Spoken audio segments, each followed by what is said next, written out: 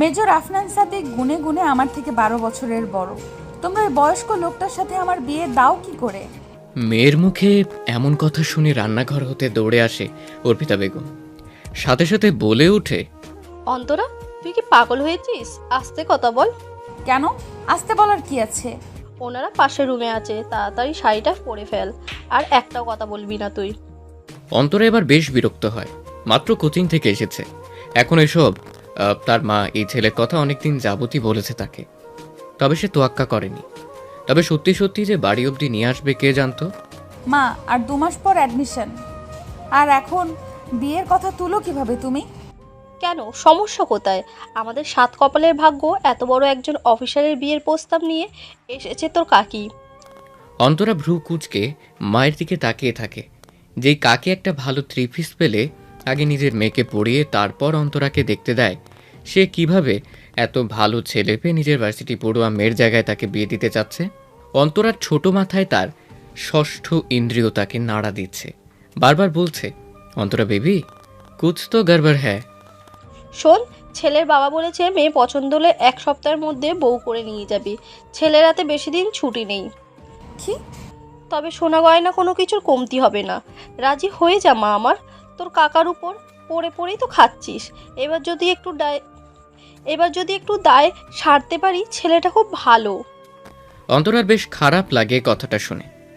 সত্য কথা হয়তো এজন্যই এত দিতে হয়। তার বাবার চাকুরি নেই আজ 3 বছর যাবৎ, তাই পড়ে পড়ে খেতে হচ্ছে চাচার উপর। যৌথ পরিবার, চাচা অন্তরাকে নিজের মেয়ের মতো ভালোবাসলেও কাকি কখনো তা মানতে পারেনি। হয়তো তার মন একটু জয় করতেই বিয়ে নিয়ে মায়ের এত তাড়াহুড়ো। বাবা হয়তো ভিতরে তাদের সাথে বসে গল্প করছে। অন্তরা বুঝে এখন আর তর্ক করে লাভ নেই।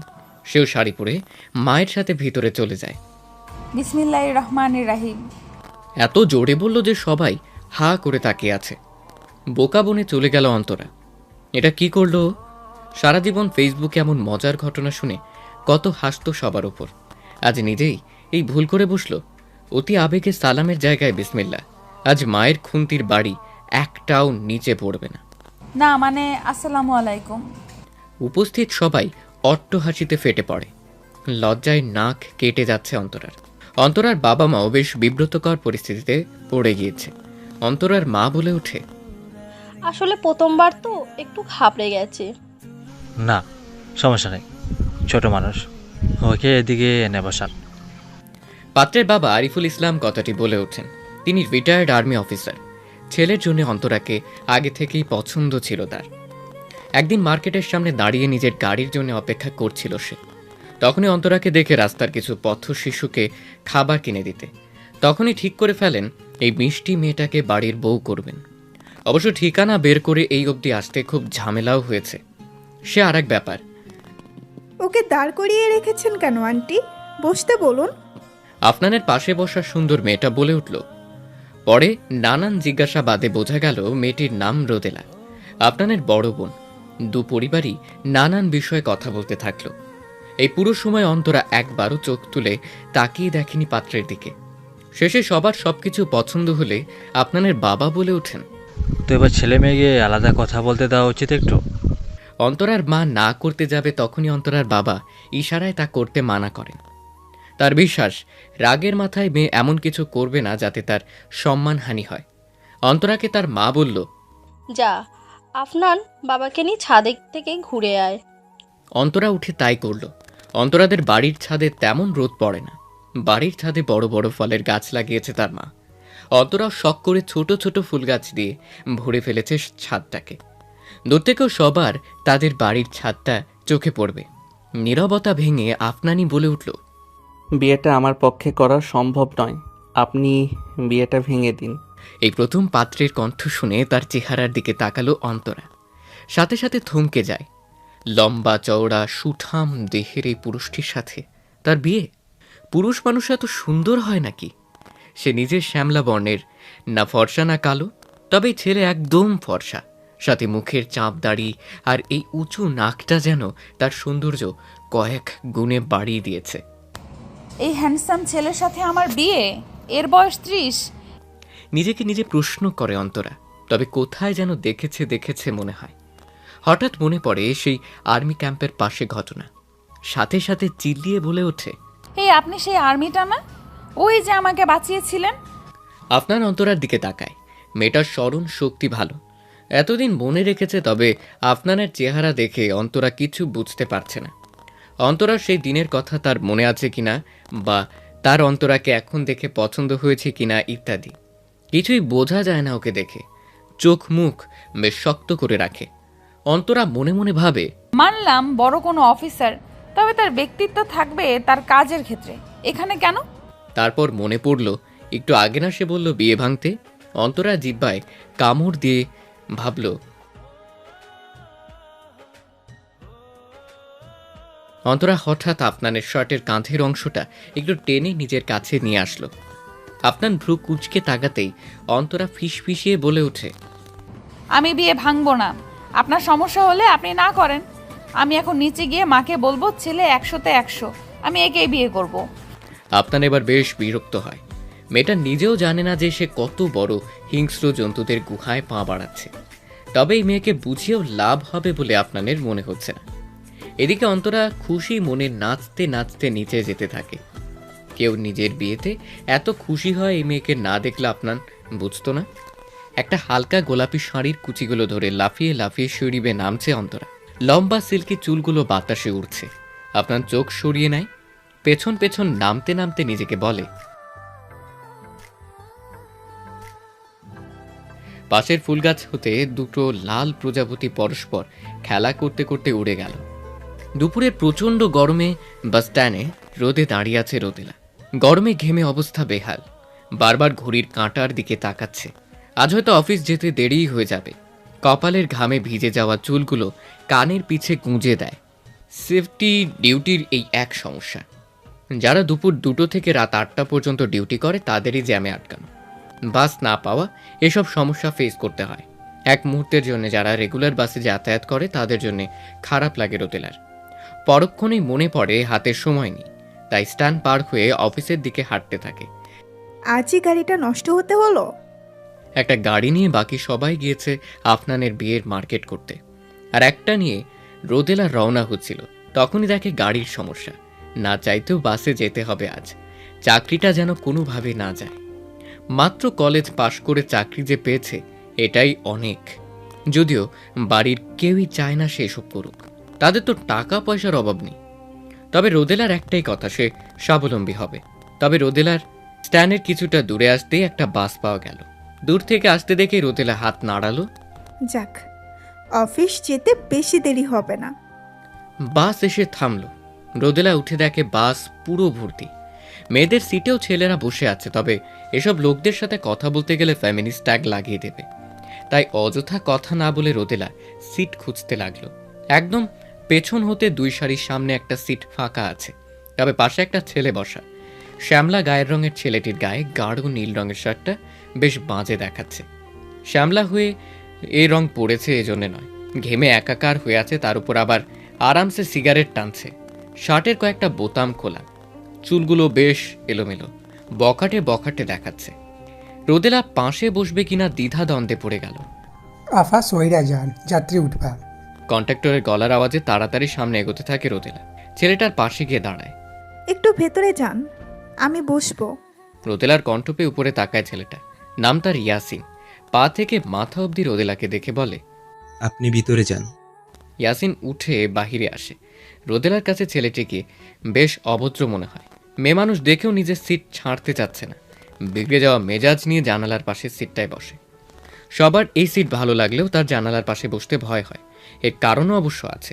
ছেলেটা কি এখনো সিগারেট খাবে? মনে মনে ভাবতে থাকলো রোদেলা। দেখে যেমন বখাটে মনে হয়, ফেলতে বললে না জানি বাসের ঝাঁকুনির সুযোগে গায়ে হাত দিতে বসে। এইসব ছেলেদের বিশ্বাস নেই। মুখে একটা বাজে রিয়াকশন দিয়ে বসে থাকে সে। ইয়াসিন পাশের সিটটায় বসে সাথে সাথে জানালা দিয়ে ঢিল মেরে সিগারেট ফেলে দেয়, আর রোদেলার দিকে তাকিয়ে বলে, ডোন্ট জাজ a book by its cover ma'am. Rodela বেশ অবাক চোখে ইয়াসিনের দিকে তাকায়। ছেলেটা মাইন্ড রিডার নাকি, মনের কথা পড়তে পারে? ইয়াসিন ঠোঁট বাঁকিয়ে হেসে উত্তর দেয়, অবাক হওয়ার কিছুই নেই ম্যাম। আপনার চেহারা দেখেই বুঝতে পেরেছি আমার সম্পর্কে কি কি ভাবতে পারেন আপনি। রোদেলা বেশ লজ্জায় পড়ে যায় আর বলতে লাগে, না আসলে সমস্যা নেই, আমরা রাস্তার গরিব ছেলে পেলে, আমাদের এসবের অভ্যাস আছে। মানে মানে আমরা তো গরিব ঘরের যেমন তেমন ছেলে মেয়ে, পোশাক আশাকও তেমন দামি না, গায়ের রঙও কালো। আমাদের পাশে বসতে আপনাদের মতো ভালো ঘরের মেয়েদের একটু সমস্যা হবেই। আপনি যা ভাবছেন আসলে তা না। সেটাই ম্যাম, সেটাই। আপনি যে সামনে দাঁড়িয়ে আমার দিকে তাকিয়ে ভাবছিলেন তা আমি দেখেছি। ধরুন আমার জায়গায় একটা ফর্সা সুদর্শন ছেলে খুব পরিপাটি হয়ে আমি শার্ট পরে বসে আছে, আপনার কিন্তু পাশে বসতে তেমন সমস্যা হতো না। তখন সিগারেট খেতে দেখলে বা সিট ছেড়ে উঠতে না চাওয়াতেও তেমন খারাপ ভাবতেন না।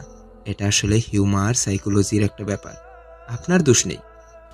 রোদেলা চুপ হয়ে যায়। আসলে কি ছেলেটার কথা সঠিক? হয়তো ঠিকই বলছে। আজকাল সবাই খুব সহজে মানুষের পোশাক বা বাহ্যিক সৌন্দর্য দেখে সে খারাপ না ভালো তার সিদ্ধান্ত নিয়ে নেয়।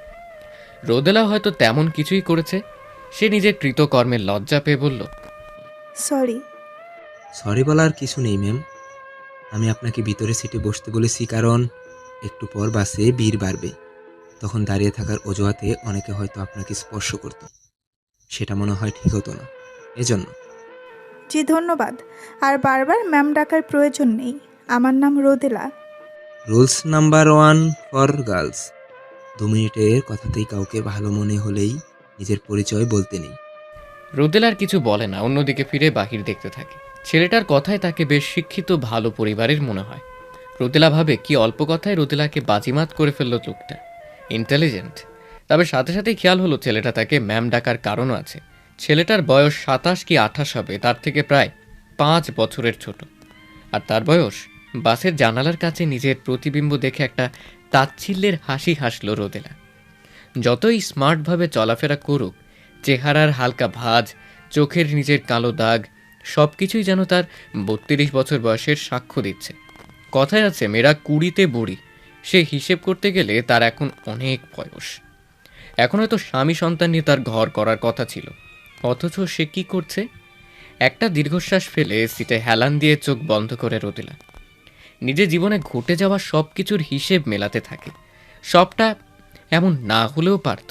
এদিকে ইয়াসিন ফোন স্ক্রল করতে করতে চোখটা বাঁকা করে রোদেলার দিকে তাকায়। মেয়েটা যথেষ্ট স্মার্ট ও শালীন, তবে বয়সটা ঠিক ধরা যাচ্ছে না। তার সমবয়সী হতে পারে বা কিছুটা সিনিয়র। 20 বছরের যুবতী তো আর নয়। পর মুহূর্তেই ভাবে চিয়ার্স। নিজের কাজে আবার মগ্ন হয়ে পড়ে সে। এদিকে শপিং মলে এসেছে আফনানের পুরো পরিবার।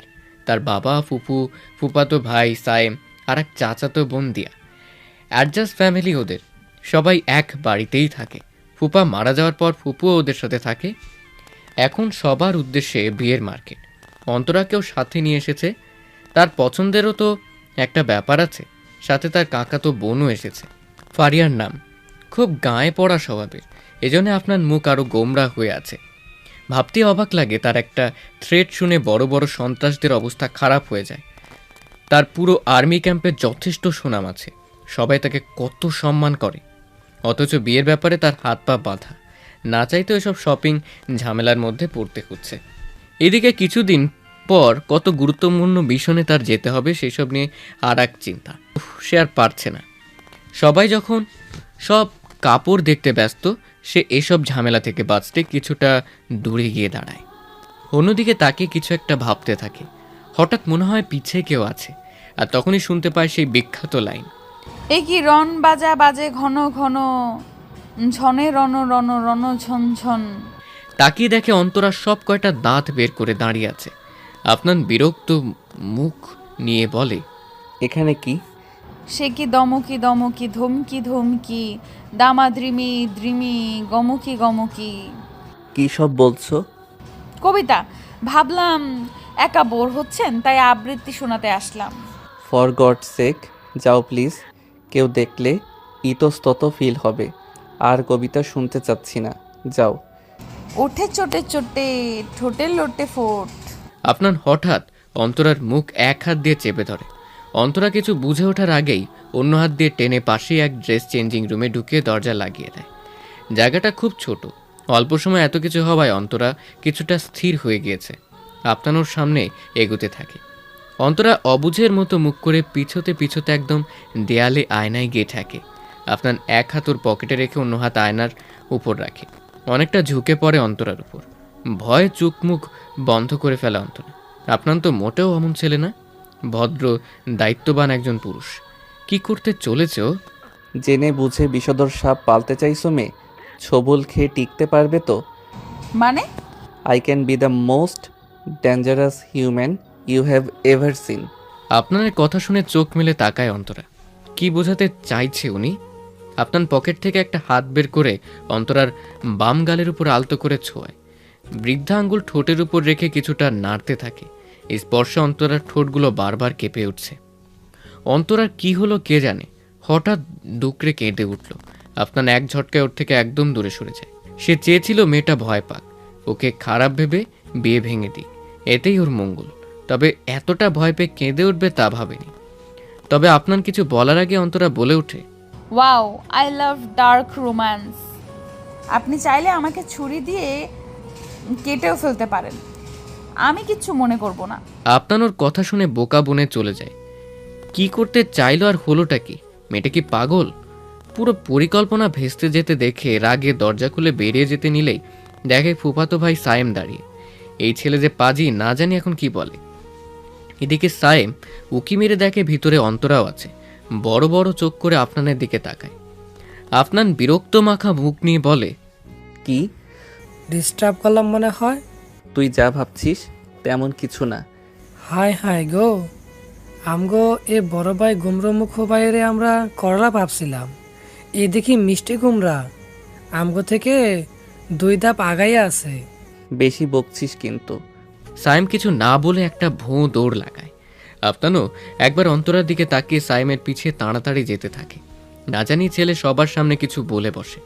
অন্তরা এসব দেখে মুচকি হেসে একা একাই বলে ওঠে, I can be the most জামাই পাগল girl you have ever scene.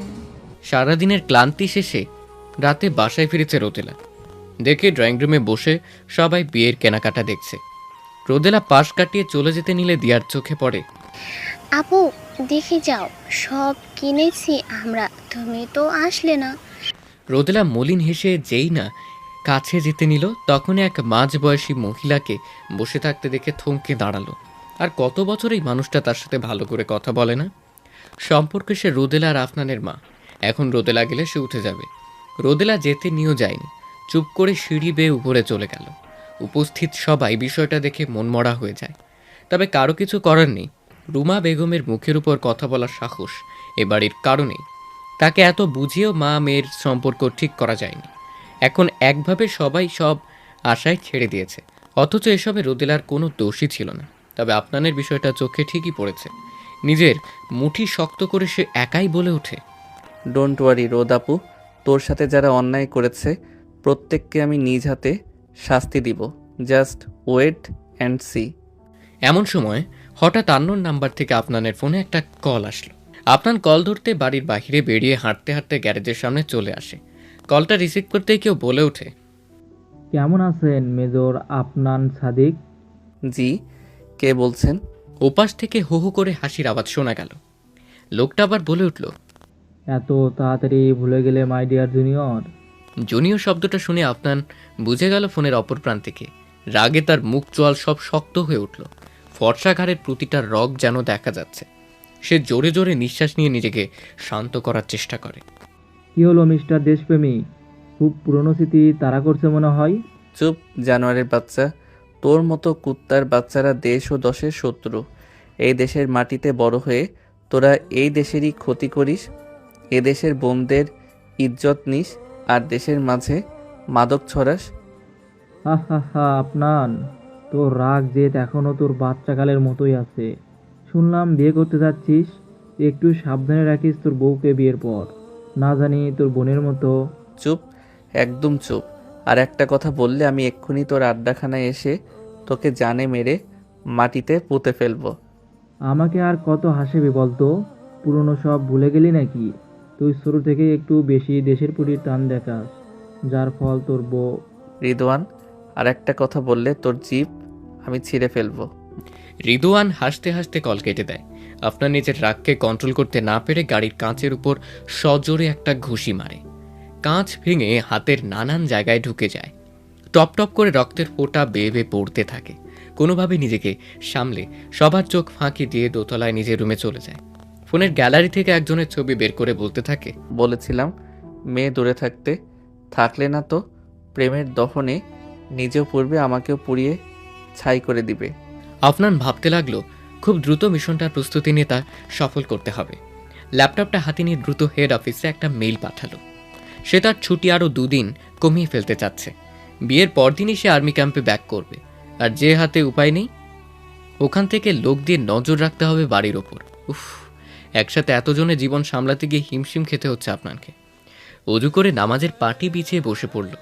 রবের কাছে দুর্বলতা প্রকাশ করাই যায়।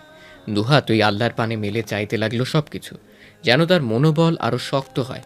পাপীদের প্রাপ্য শাস্তিটুকু যেন সে দিতে পারে। আজকে সকাল থেকে রূপচর্চায় ব্যস্ত অন্তরা। তার যেন ঈদ ঈদ লাগছে। তার খুশিতে কি কি ভাববে তার যায় আসে না। এই 18 বছর বয়সটাই এমন, সব কিছুতেই বেশি আবেগ। অন্তরার মা মেয়ের হঠাৎ রাজি হয়ে যাওয়া দেখে প্রথমে খুশি হলেও এখন বেশ লজ্জা পাচ্ছে। মেয়েটা এমন করে লাফাচ্ছে যেন বিয়ে করে জামাই সে নিয়ে আসবে। অন্তরা, তুই থামবি? মায়ের কথায় চোখ থেকে শশার স্লাইড দুটো সরায় অন্তরা। অতঃপর মায়ের দিকে বিরক্তি নিয়ে তাকিয়ে বলে উঠল, তুমি তো চাইলেই আমি বিয়ে করতে রাজি, এখন আবার কি সমস্যা? তোমার এখন হ্যান্ডসাম ছেলের সাথে বিয়ে দিলে বুঝতা। অর্পিতা বুঝে অন্তরার সাথে কথা বলে লাভ নেই। পরে ভাবতে থাকে, এই বাচ্চা মেয়ে সংসার করতে পারবে তো? তাছাড়া সব কিছু এত তাড়াতাড়ি হয়েছে যে ও বাড়ির লোক সম্পর্কে তেমন একটা জানাও হয়নি। তবে এটুকু বিশ্বাস, ছেলেটা খুব ভালো, এই জন্য তো চিন্তাটা বেশি হয়। ভালো মানুষের শত্রু অভাব নেই। তাছাড়া যে চাকরি করে তা নিয়ে অনেকেই তো কত কিছু বলে। সেনাবাহিনীর স্ত্রী হলে নাকি মনোবল খুব শক্ত রাখতে হয়। আচ্ছা, মেয়েটার বিয়ের পরও তো স্বামীর থেকে দূরে থাকবে, সব কিছু সামলাতে পারবে তো? অর্পিতা বেগম রান্নার জন্য কিচেনে চলে যায়। কিরে, তোর তো দেখি ভাগ্য খুলে গেল। ফারিয়ার কথা শুনে দরজার দিকে তাকায় অন্তরা। এই মেয়েকে দেখলেই কেন জানি তার মেজাজ বিগড়ে যায়। সবকিছুতে অন্তরাকে হিংসে। সবার কাজিনদের মাঝে এমন একজন থাকবেই যে একটু হিংসুটে স্বভাবের। কেন?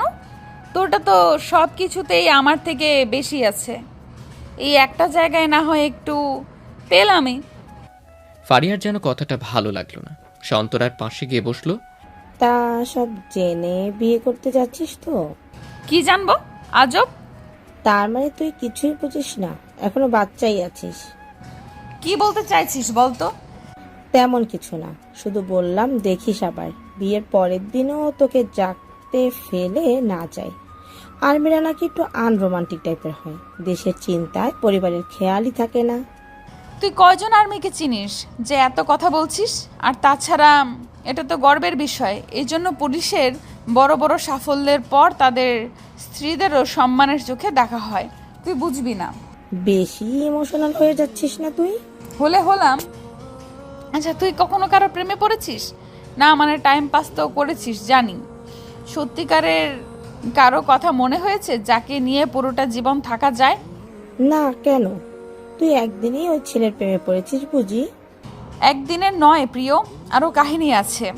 এবার কলেজে পিকনিকে গিয়ে আমি একটা ঝামেলায় পড়েছিলাম, আর তখনই সেই সব পরে বলবো। তবে কি জানিস, তুই যেদিন কারো প্রেমে পড়বি ওই দিন বুঝবি। এসব ফালতু বিষয়ের জন্য আমার কাছে সময় নেই। আমি এখন নিজের ক্যারিয়ার নিয়ে আছি। এতই ক্যারিয়ার নিয়ে থাকলে আফনানকে পটানোর ট্রাই করছিলি কেন তখন শপিং মলে? যাই হোক, অভিশাপ দিলাম, তুই এক বেকার ছন্ন ছাড়া ছেলের প্রেমে পড়বি। বেশি ম্যাচুরিটি দেখালে এমনই হয়। ফারিয়ার কথা একটা ডোন্ট কেয়ার ভাব নিয়ে রুম থেকে বেরিয়ে গেল। সে মোটেও অমন মেয়ে না। সে কোনো বড়লোক হ্যান্ডসাম ছেলেকেই বিয়ে করবে। বিকেলে প্রায় সন্ধে হয়ে এসেছে। আপনার কিছু কাজে বাইরে গিয়েছিল, ফিরতে দেরি হয়ে যাচ্ছে। গাড়িতে বসে ড্রাইভিং করতে করতে ফিরছে। এক হাত দিয়ে ড্রাইভ করছে, অন্য হাত দিয়ে একটা মজুর বোতল ধরে আছে। একটু পরপর 2 ঠোঁটের মাঝে দিয়ে একটু করে চুমুক দিচ্ছে। কোকা কোলা বয়কটের পর মজুই সবার ভরসা। তার গাড়িটা বেশ দামি।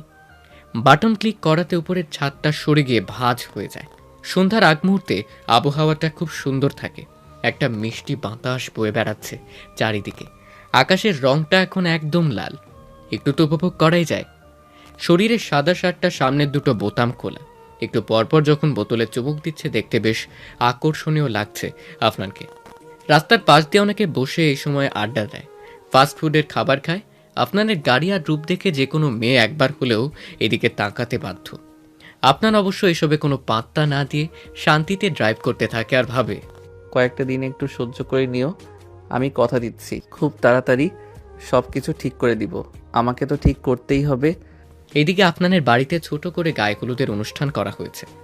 একটু আগেও বাড়িতে তত্ত্ব পাঠানো হয়েছে। সবাই হলুদের অনুষ্ঠানে খুব ব্যস্ত, তবে একজনের মুখে কোনো হাসি নেই। সে হলো চারু। সম্পর্কে সে সাইমের আপন বোন। তার বিয়ে হয়েছে, একটা ছোট্ট মেয়েও আছে। তার স্বামী প্রবাসী হওয়ায় এই বাড়িতেই সে আছে। তবে বাড়ির এত সব অনুষ্ঠান তার একদম ভালো লাগছে না। নিজের কাজিন আফনানের জন্য তার মনে লুকিয়ে থাকা অনুভূতিকে অনেকদিন যাবৎ সে ধামাচাপা দিয়ে রেখেছে। তার স্বামী নির্ঘাত ভালো মানুষ ছিলেন বলেই এতটা ইগনোর করার পরও দিনের পর দিন সংসার করে গিয়েছে। শেষে আর অবহেলা সইতে না পেরে নিজের গর্ভবতী স্ত্রীকে রেখেই বাইরের দেশে পাড়ি জমান তিনি। তাতে চারুর কিছু আসে যায় না। এই বাচ্চাটাও তার কাছে একটা মিস্টেক। নিজের সন্তানকেও তেমন একটা ভালোবাসে না সে। কখনো কখনো সাহিত্যের কথাও সত্য হয়, সব মায়েরা মমতাময়ী হয় না। তবে এসব কিছুই বাড়ির কেউ জানে না। দিয়ার শুধু মাঝে মাঝে একটু সন্দেহ হয়। তবে চারু মনের অনুভূতি কাউকে বুঝতে দেয়নি, শুধু দূর থেকে ভালোবেসে গিয়েছে আপনাকে। সে জানে এটা পাপ, তবে মন কি তা শোনে? এখন আপনাদের বিয়েটা তার কাছে কাঁটা ঘাতে লবণের ছিটের মতো লাগছে। সব কাজিনরা মিলে নাচ গান করছে, বাইকে একের পর এক গান বেজেই যাচ্ছে। যেভাবেই হোক অনুষ্ঠানটা শেষ হলো। পরের দিন বাড়িতে বিয়ের প্রস্তুতি। ফুলের ঘ্রাণে মোমো করছে পুরো রুমটা। খাটের উপর লাল সাদা ফুলের পাপড়ি দিয়ে খুব সুন্দর করে সাজানো। রুমের লাইট অফ, তবে তাতে কি, ছোট ছোট মোমবাতি চারিদিকে ছড়িয়ে ছিটিয়ে আছে। তার আলোয় যেন আরো বেশ আবেদনময়ী লাগছে খাটে বসা তরুণী মেয়েটাকে। অন্তরা চুপিসারে উঠে গিয়ে লাগেজ থেকে ফোনটা বের করে। কি সুন্দর করে সাজিয়েছে আপনাদের কাজিনটা এই রুমটাকে। আপনার আসছে না কেন? কত ছবি তোলা বাকি। বিয়েটা চোখের পলকে কত তাড়াতাড়ি হয়ে গেল, তাই না? দুপুরে 3 কবুল বলে আজীবনের জন্যে এই লোকটার হয়ে গিয়েছে সে। আজ বিকেলেই বাড়িতে এসেছে অন্তরা। প্রথমে ভেবেছিল সবাই না জানি কেমন হয়, হিন্দি সিরিয়ালের মতো কোনো কুটনি শাশুড়ি না জানি কপালে আসে। তবে সবাই এত ভালো হবে সেটা কল্পনার অনেকটা বাহিরেই ছিল। সবাই কতটা ভালো আর সব কাজিনদের মাঝে এত ভালো সম্পর্ক বলার বাহিরে। তবে সবচেয়ে ভালো হলো শ্বশুর মশাই। তিনি কত বড় একটা সিক্রেট গোপন রেখেছে। অন্তরাজ সকালেই জানতে পেরেছে সবটা।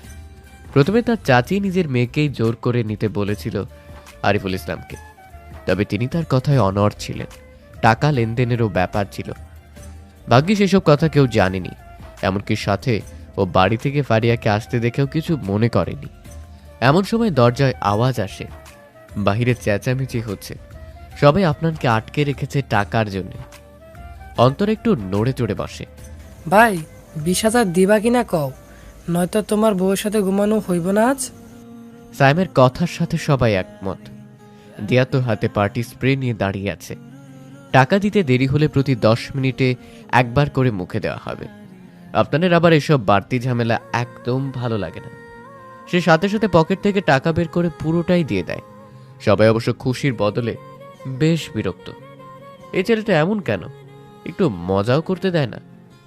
রোদেলাও বেশ বিরক্ত হয়ে বলল, আসলে বইয়ের কাছে যাওয়ার জন্য তর সইছে না, এই জন্য এমন তাড়াহুড়া করছে। চলো তো সবাই, ওকে যেতে দে। আপু তুমি ওদের মতো কি সব বলছো? আপনার মধ্যে কারো কথায় পাত্তা না দিয়ে মুখের উপর দরজা লাগিয়ে দিল। অন্তরা চুপচাপ দেখছে সবকিছু। বাহির হতে সাইম চিল্লিয়ে বলল, ভাই ঘুম থেকে জায়গা আমাকে আরো কিছু বকশিস দিও, এতে খুশি তুমি সেই হিসেবে তো পাই। সবাই অট্ট হাসিতে ফেটে পড়ল। এদিকে নিচে আপনাদের মা সবাইকে ডাকছে। ছেলে মেয়ে দুটোকে এখন একটু একা ছেড়ে দেওয়া উচিত। রাতের আকাশটা আজ ঝলমল তারার আলোয় এক অনন্য সাজে সজ্জিত হয়েছে, যেন প্রকৃতিও এদের একাগ্রতার সাক্ষ্য দিচ্ছে। এ মৃদু বাতাসে আর একটু একটু আলোতে আপনাদের বাড়ির ছোট্ট বাগানটায় হেঁটে বেড়াচ্ছে ফারিয়া। এমন একটা সুন্দর পরিবার তারও হতে পারত। আসলে কিছু বিষয় ভাগ্যের উপরেও ছেড়ে দিতে হয়। তবে ফারিয়া প্রতিজ্ঞা করেছে আপনার আর অন্তরার মাঝে সে আর ঢুকবে না। বিয়ে তো হয়ে গিয়েছে, এখন আবার ঝামেলা করে কি বা লাভ হবে? ফিউ। আল্লাহ গো। এক চিৎকার গিয়ে দূরে সরে যায় ফারিয়া। আর একটু হলে ভয়ে জ্ঞানটাও হয়তো হারিয়ে ফেলতো। বিরক্ত মাখা মুখ নিয়ে পিছে ফিরে দেখে সাইম দাঁড়িয়ে। উফ, ছেলেটা শুরু থেকেই পিচ্ছু ছাড়ছে না। এমন বেশি কথা বলা চন্ন ছাড়া ছেলে ফারিয়ার একদম পছন্দ না। কি হয়েছে পিউ, ভয় পেলে? না গো মুরব্বি, ভয় পাইনি। এভাবে না, সুন্দর করে বলবে। বলবে মুরব্বি মুরব্বি। হুম, ভয় পাইনি। জি ভাইয়া, তুমি একদম ঠিক বলেছ। গেলাম। ফারিয়ার পাশ দিয়ে চলে আসতে নিল। ছেলেটা সবসময় চিল মুডে থাকে, সবসময় ফালতু কথায় মানুষের হাসি হাসি বুঝি। তবে সায়েম না ছোড় বান্দা, এত তাড়াতাড়ি ফারিয়াকে শান্তি দিবে না। সকালে আসার সময় এক গাড়িতে পাশাপাশি বসেছিল দুজন। ফারিয়ার জলনিওয়ালা চুরিতে ফাঁস লেগে বেচারার নতুন পাঞ্জাবি ছিঁড়ে গেছে। দৌড়ে গিয়ে পথ আটকে দাঁড়ায় সে, আবার বলতে থাকে, শেষের কথাটাও ঠিক হয়নি। বলবে টাকা বলেছে, ভাইয়া সে হিসেবে। টাকা বলেছো মানে? আসলে টাকার জায়গা যেটা হবে ওইটা মেয়ে মানুষের সামনে বলা যাবে না। ফেসবুকে অ্যাক্টিভ থাকো না নাকি? না, কয়েকদিন যাবত থাকা হয় না। এবার যেতে দাও। আগে টাকা দাও, তারপর। টাকা দেবো মানে? আমি তোমাকে টাকা দিতে যাব কোন দুঃখে? দুঃখে না পিও, সুখের টাকা দিবা।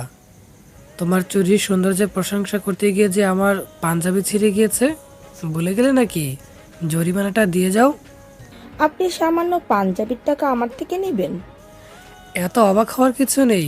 বেকার ছেলের কাছে 5 টাকার মূল্য 10টা গার্লফ্রেন্ডের সমান। আর 456 টাকার পাঞ্জাবি তো। ব্যাস ব্যাস, আর শুনতে চাচ্ছি না। ফারিয়া সাইমের ফালতু কথা থামিয়ে দিয়ে নিজের পার্সটা হাতে নিল। 460 টাকা হাতে ধরিয়ে দিয়ে চলে আসতে নিতেই সাইম পেছন হতে ওর চুলের খোপা টেনে ধরে। ফলস্বরূপ পুরো খোপা খুলে চুলগুলো ছড়িয়ে যায়। একটা দমকা হওয়ায় সব চুলগুলো উড়তে থাকে। কিছু অবাধ্য চুল উড়ে এসে সাইমের মুখের উপরও পড়ে। সে অবাক নয়নে তাকিয়ে থাকে ফারিয়ার দিকে। সামান্য খোলা চুল একটা মেয়ের পুরো রূপ সৌন্দর্যই পাল্টে দিতে পারে। ফারিয়া বারবার জিজ্ঞেস করতে থাকে চুল কেন খুলল। তবে সাইম নিজের ভাবনায় এতটাই ডুবেছিল যেন ওর কাছে সবকিছু থেমে আছে। শেষে ফারিয়ার রাগের সব ধৈর্যের পালা শেষ হয়ে যায়। সাইমের টান হাত ধরে মুখের সামনে নিয়ে একটা জোরে কামড় দিয়ে দেয়। ব্যথা পেয়ে সাইমের হুঁশ ফেরে। আহ, এখন মুখ খুললো। এবার বলো, চুল কেন খুললে? বাকি টাকা দিতে। নাক মুখ খিঁচে হাতটাকে একটু ঢুলে নিল সাইম। পরে ফু দিতে দিতে অন্য হাত দিয়ে পকেট থেকে 2 টাকার 2টো পয়সা বের করে ফারিয়ার হাতে ধরিয়ে দিল। বেকার হতে পারি, তবে শেষরা নই। জি জি, আমিও বুঝতে পেরেছি আপনি গরিব হতে পারেন, তবে বড় লোক নন। আর এক মুহূর্ত না দাঁড়িয়ে ফারিয়া চলে আসলো। সাইম এবার আর আটকালো না। এখন তার কথা বলার কিছু বাকি নেই। নিজের হাতের দিকে তাকালো। দাঁতের দাগ স্পষ্ট হয়ে আছে। এটাকে বৃথা যেতে দেওয়া যায় না। একটা ছবি দিলে ফ্রেন্ডস গ্রুপে দিয়ে বলল, এই দেখ সবাই, হবু গার্লফ্রেন্ডের কাছ থেকে পাওয়া ফার্স্ট লাভ বাইট। আপনার বাসর ঘরে ঢুকেই ড্রয়ার থেকে একটা গেঞ্জি বের করে শেরওয়ানি খুলতে লাগলো। তা দেখে অন্তরা হু হু করে কেঁদে উঠল। বাসর ঘরে বসে চিল্লিয়ে কেঁদে যাচ্ছে অন্তরা। শেষে আর সহ্য করতে না পেরে আফনান এসে এক হাত দিয়ে ওর মুখ চেপে ধরে। ফর গড সেক প্লিজ কান্না থামাও। নিচে আওয়াজ গেলে সবাই খারাপ ভাববে। ভাবলে ভাবুক, আমার মনের আশা পূরণ না করলে আমি এভাবেই চিল্লাবো। আচ্ছা বলো কি সমস্যা, আমি দেখছি। আপনি শেরওয়ানি কেন খুললেন? তো কি তোমার শাড়ি খুলবো? খুলি। নিজের বলা কথায় নিজেই লজ্জা পেয়ে যায় আফনান। না জানি মেয়েটা এখন কত জোরে চিৎকার দেবে। তবে অন্তরা হয়তো কান্নার তালে কথাটা ভালো করে শোনেনি।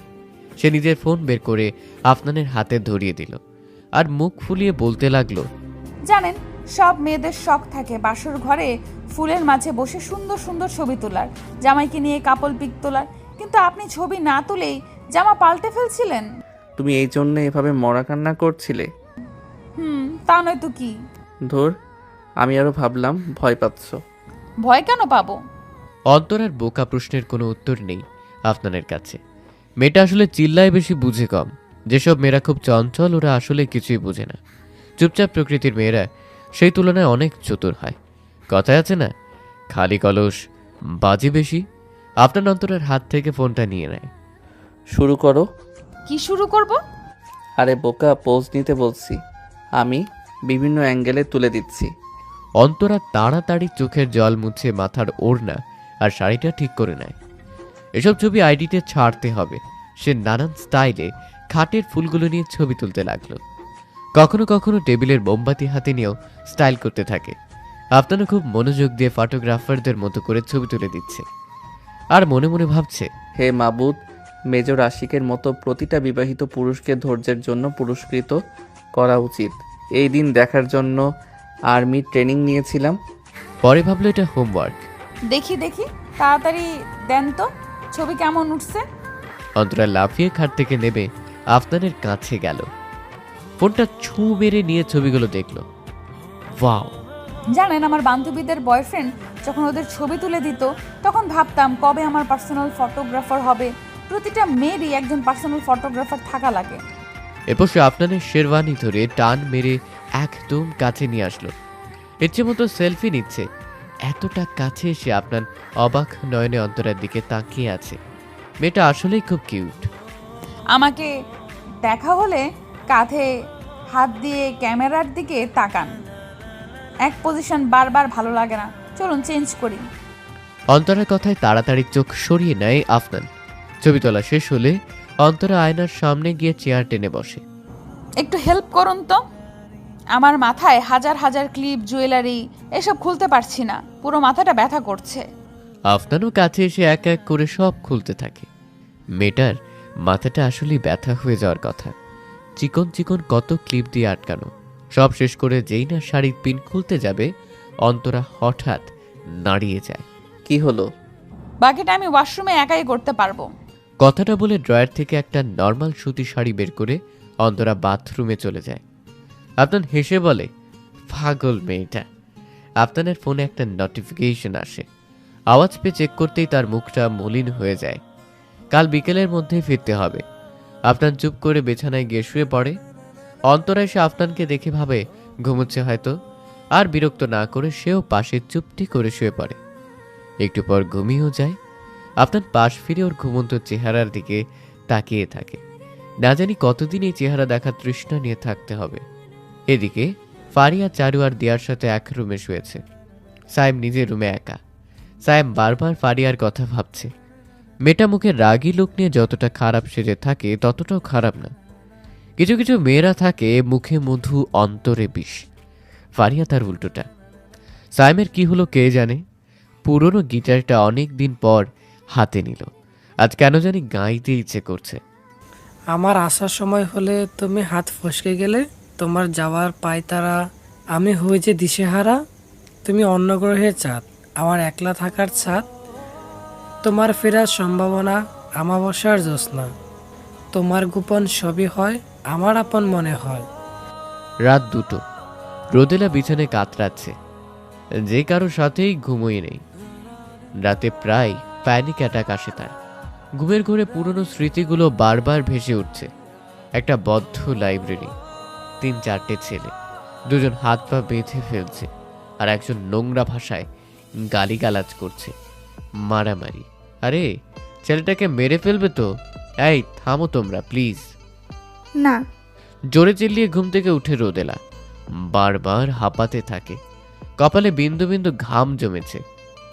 হঠাৎ নিঃশ্বাস নিতেও কষ্ট হচ্ছে। পাশের টিটিবেলের উপর জগ রাখা। এক গ্লাস পানি ঢেলে ডক ডক করে পানি পান করে। কেঁদে কেঁদে উপরে তাকিয়ে বলে, আল্লাহ, এই যন্ত্রণা থেকে কি আমার আর মুক্তি নেই? আজ প্রায় 12টা বছর পরেও রোদেলা সুস্থ হয়নি। প্রতিদিন রাতেই একবার তার ঘুম ভাঙে। কি ভয়ানক স্মৃতি তাড়া করে বেড়ায়। অথচ মেয়েটার কোনো দোষই নেই। হ্যাঁ, একটা দোষ আছে, ভালোবেসেছিল, সেটাই তার দোষ। ঘুম থেকে উঠে ফ্রেশ হয়ে নেয় অন্তরা।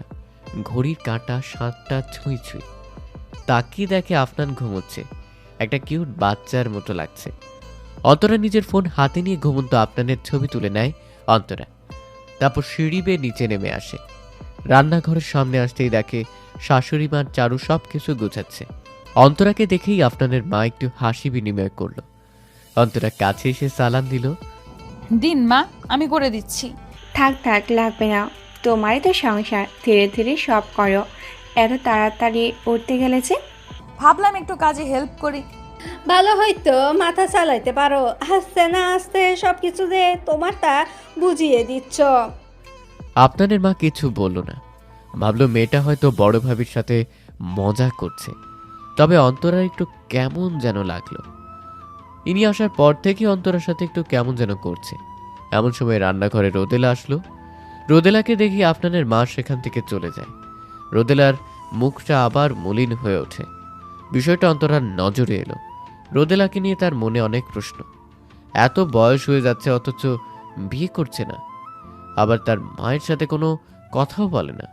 দিয়া অন্তরাকে কিছু একটা বলতে নিয়েও কাল রাতে সাজানোর সময় বলেনি, হয়তো নতুন বউ সেজন্যে। হঠাৎ রোদেলার ফোনে একটা ফোন আসে। সে চেঁচিয়ে বলে, কি? তবে আমি তো ছুটি নিয়েছিলাম। আচ্ছা, তবে আর কি করার, আসছি একটু পর। কি হয়েছে আপু? আর বলো না, অফিসের নতুন সিও এসেছে। সে নাকি আজই সবাইকে যেতে বলেছে, নতুন প্রজেক্ট নিয়ে কথা বলবে। আপনি ছুটি নেননি আপু? নিয়েছি তো, আর বলো না, ইনি নাকি কাজের ক্ষেত্রে কোনো কম্প্রোমাইজ করবেন না। বলেছে যেতে মানে যেতে হবে। এক্ষুনি বের হবেন? খেয়ে বের হব আর কি। এদিকে রান্না শেষে সবাই টেবিলে খাবার বেড়ে দিচ্ছে। সায়েম, দিয়া, ফারিয়া, আরিফুল ইসলাম সবাই এক এক করে বসে পড়েছে। উপর থেকে পাঞ্জাবি পরে হাতা ঠিক করতে করতে নামছে আফনান। অন্তরা একবার তাকিয়ে মুখ সরিয়ে নেয়। এ বাড়ির নিয়ম অনুযায়ী পায়েস রান্না করেছে সে। আফনানেরও নাকি খুব পছন্দ। ভালো লাগবে তো। টেবিলে এসে আফনান বাবাকে সালাম দিয়ে বসে। অন্তরা আর তার শাশুড়ি সবাইকে খাবার বেড়ে দিতে থাকে। চারু ভেবেছিল আফনানের পাশে গিয়ে বসবে, তবে তার ছোট্ট মেয়েটা সেখানেই গিয়ে বসেছে। আফনানের মুখটা হঠাৎ গম্ভীর হয়ে যায়। যেটা বলবে সেটা শুনে হয়তো এখানে কারোই ভালো লাগবে না, তবুও বলে দেয় কথাটা। তা কতদিন পর আসছো? অন্তত পক্ষে 2 মাস, এর কমে সম্ভব না। আরিফুল নিজের ছেলেকে কিছু বলে না, দীর্ঘশ্বাস ফেলে খাবার খেতে থাকে। সে নিজেও রিটায়ার্ড অফিসার, তাই সে জানে ছেলেকে দোষ দিয়ে লাভ নেই। এই লাইনে কাজ করতে গেলে পরিবার, ভালোবাসা, অনেক কিছুর ত্যাগ স্বীকার করতে হয়। এদিকে নতুন বউ হওয়ায় সবাইকে খাবার বেড়ে দিচ্ছিল অন্তরা। রোদেলার প্লেটে খাবার দিয়ে দিয়েই আফনানের কথা শুনে হাতটা থেমে যায়। বুকে চাপা ব্যথা অনুভব করে। সে কি এত খারাপ? আর 2 দিন তার সাথে থাকা যেত না? অবুঝ মন বুঝতে পারে না আফনান কেন চলে যাচ্ছে। সে কোনোভাবে নিজেকে সামলে সবাইকে খাবার বেড়ে দেয়। বিষয়টা অবশ্য রোদেলার চোখ এড়াতে পারেনি, তবে তার কিছু করার ছিল না। এদিকে অফিসে যাওয়ার জন্য সে তাড়াতাড়ি বেরিয়ে পড়ে। অন্তরাও সবাইকে খাবার দিয়ে উপরে চলে যায়। বারবার কানে আফনানের বলা একটা কথাই ভাসছে, একটু পরই ক্যান্টনমেন্টে ব্যাক করব, খুব জরুরি, যেতেই হবে। সেনা অফিসারের বউ হতে গেলে এত উইক মনোভাব হলে চলে না, একটু তো শক্ত হতেই হয়। রুমে ঢুকতে ঢুকতে কথাটা বলল আফনান। ড্রেসিং টেবিল থেকে ঘড়িটা নিয়ে হাতে পড়তেই দেখে অন্তরা খাটে বসে চুপ করে মাথা দিয়ে আছে। শুধু একটু পরপর কান্নার রেশ উঠছে। মেয়েটা কি কাঁদছে? কেন জানি আপনাদের বুকে ব্যথা অনুভব হলো। নিজেকে আর কতটা আটকে রাখবে সে? অন্তরার পাশে গিয়ে বসলো। তার ছোট নরম হাতটার উপর হাত রাখতে গিয়েও রাখতে পারল না। একটা দীর্ঘশ্বাস ফেলে বলে উঠল, এত কান্নার তো কিছু নেই, 2 মাসই তো। অন্তরার হঠাৎ কি হলো কে জানে। আফনানের দিকে ঘুরে 2 হাত দিয়ে কলার টেনে রাগী চোখে ওর দিকে তাকায়। আফনান ভাবছে এই মেয়েটা এত সাহস দেখাচ্ছে কিভাবে। মেজর আফনানের কলার ধরে শাসাচ্ছে। পরক্ষণে খেয়াল হলো এই অধিকারটা অবশ্য তার আছে। মেয়েটার চোখ এই অল্প সময় কেঁদে একদম লাল হয়ে গিয়েছে। নাকের ডগাটায় যেন কেউ লাল রং করে দিয়েছে। মেয়ে মানুষ কাঁদলে এত সুন্দর লাগে, তবে নিজের অনুভূতিকে কি করে নিয়ন্ত্রণ করতে হয় তা আফনান জানে। হুঁশ ফিরে অন্তরার কাঁদো কাঁদো কথায়। আচ্ছা, আমি কি খুব খারাপ? এর উত্তর ঠিক কি দেওয়া উচিত আফনান জানে না। কি হলো বলুন? আমি খুব খারাপ? এতটা খারাপ যে কয়েকটা দিন এক ছাদের নিচে থাকা যায় না? তুমি একটু বেশি ভাবছো। আমাকে ডিস্টার্ব করো না, এখন ব্যাগ গুছিয়ে বেরিয়ে যেতে হবে। কথাটা বলেই উঠেই যায় আফনান। আলমারি থেকে কাপড় বের করে লাগেজে ভরে গুছোতে থাকে। মেয়েটাকে সে কিভাবে বোঝাবে তাকে দূরে রাখার কারণ? এখন তো আফনানকে তার পুরো ধ্যান জ্ঞান জুড়ে তার মিশনের চিন্তা রাখতে হবে। অন্তরা এমন এক মেয়ে যার মাঝে একবার ডুবলে আর বেরিয়ে আসা সম্ভব না। এদিকে তার ঘরের শত্রু বিভীষণ। তবে কে এসে? আসল শত্রুকে চেনার আগে অন্তরার সাথে তার সম্পর্কটা ভালো হতে দেওয়া যাবে না। ও যে খুব নাজুক, প্রথম আঘাতটা ওর উপরেই করতে হবে।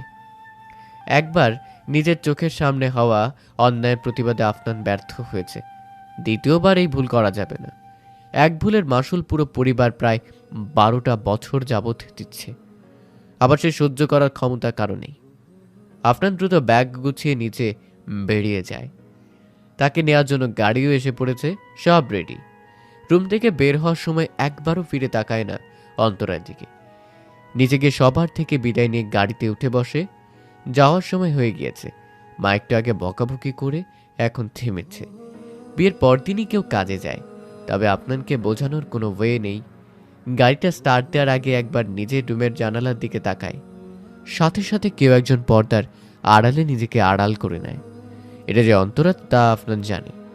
অভিমান জমেছে খুব। আপনার একটা দীর্ঘশ্বাস ফেলে ড্রাইভারকে গাড়ি স্টার্ট দিতে বলে। চলুন চাচা, আর সময় নেই, অনেক দেরি হয়ে গিয়েছে।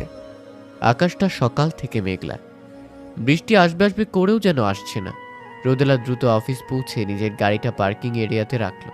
ভেতরে যেতে না যেতেই দেখে সবার চোখে মুখে ভয়ের ছাপ। নতুন সিও আসতে না আসতেই সবার অবস্থা বাজে করে ফেলেছে। রোদেলার একজন কলিগ মিস মিফতা রোদেলাকে দেখা মাত্রই দৌড়িয়ে তার কাছে চলে আসে। রোদেলা, এত দেরি করলে কেন? তোমাকে তো বলেছিলাম দি, আমার ভাইয়ের বিয়ে সেজন্য। ও হ্যাঁ, ভুলে গিয়েছিলাম। তাড়াতাড়ি স্যারের রুমে যাও, খুব রেগে আছে তোমার উপর। আপকামিং প্রজেক্টের ফাইলের একটা কপি তার কাছে পাঠানোর কথা ছিল, কিন্তু তো কি হয়েছে? আমি ছুটিতে যাওয়ার আগে তাকে মেইল করে সব পাঠিয়ে দিয়েছিলাম তো। তা আমি জানি না, তুমি যাও, খুব রেগে আছে ওই লোক। রোদেলার কথা না বাড়িয়ে লিফটে উঠে পড়ল। কিছু সময় পর উপস্থিত হলো স্যারের রুমের সামনে। দরজা নক করে প্রশ্ন করলো, আসবো? আসুন। রোদেলা ভিতরে আসে। এখন আপাতত রুমে কেউ নেই, সবাই বকা খেয়ে চলে গিয়েছে হয়তো। এবার তার পালা। ইয়াসিন চেয়ারে হেলান দিয়ে ফোনে গেমস খেলতে লাগলো। রোদেলা ওকে দেখে অবাক। এটা তো সেই ছেলে, তবে আজকে অনেক ভিন্ন লাগছে।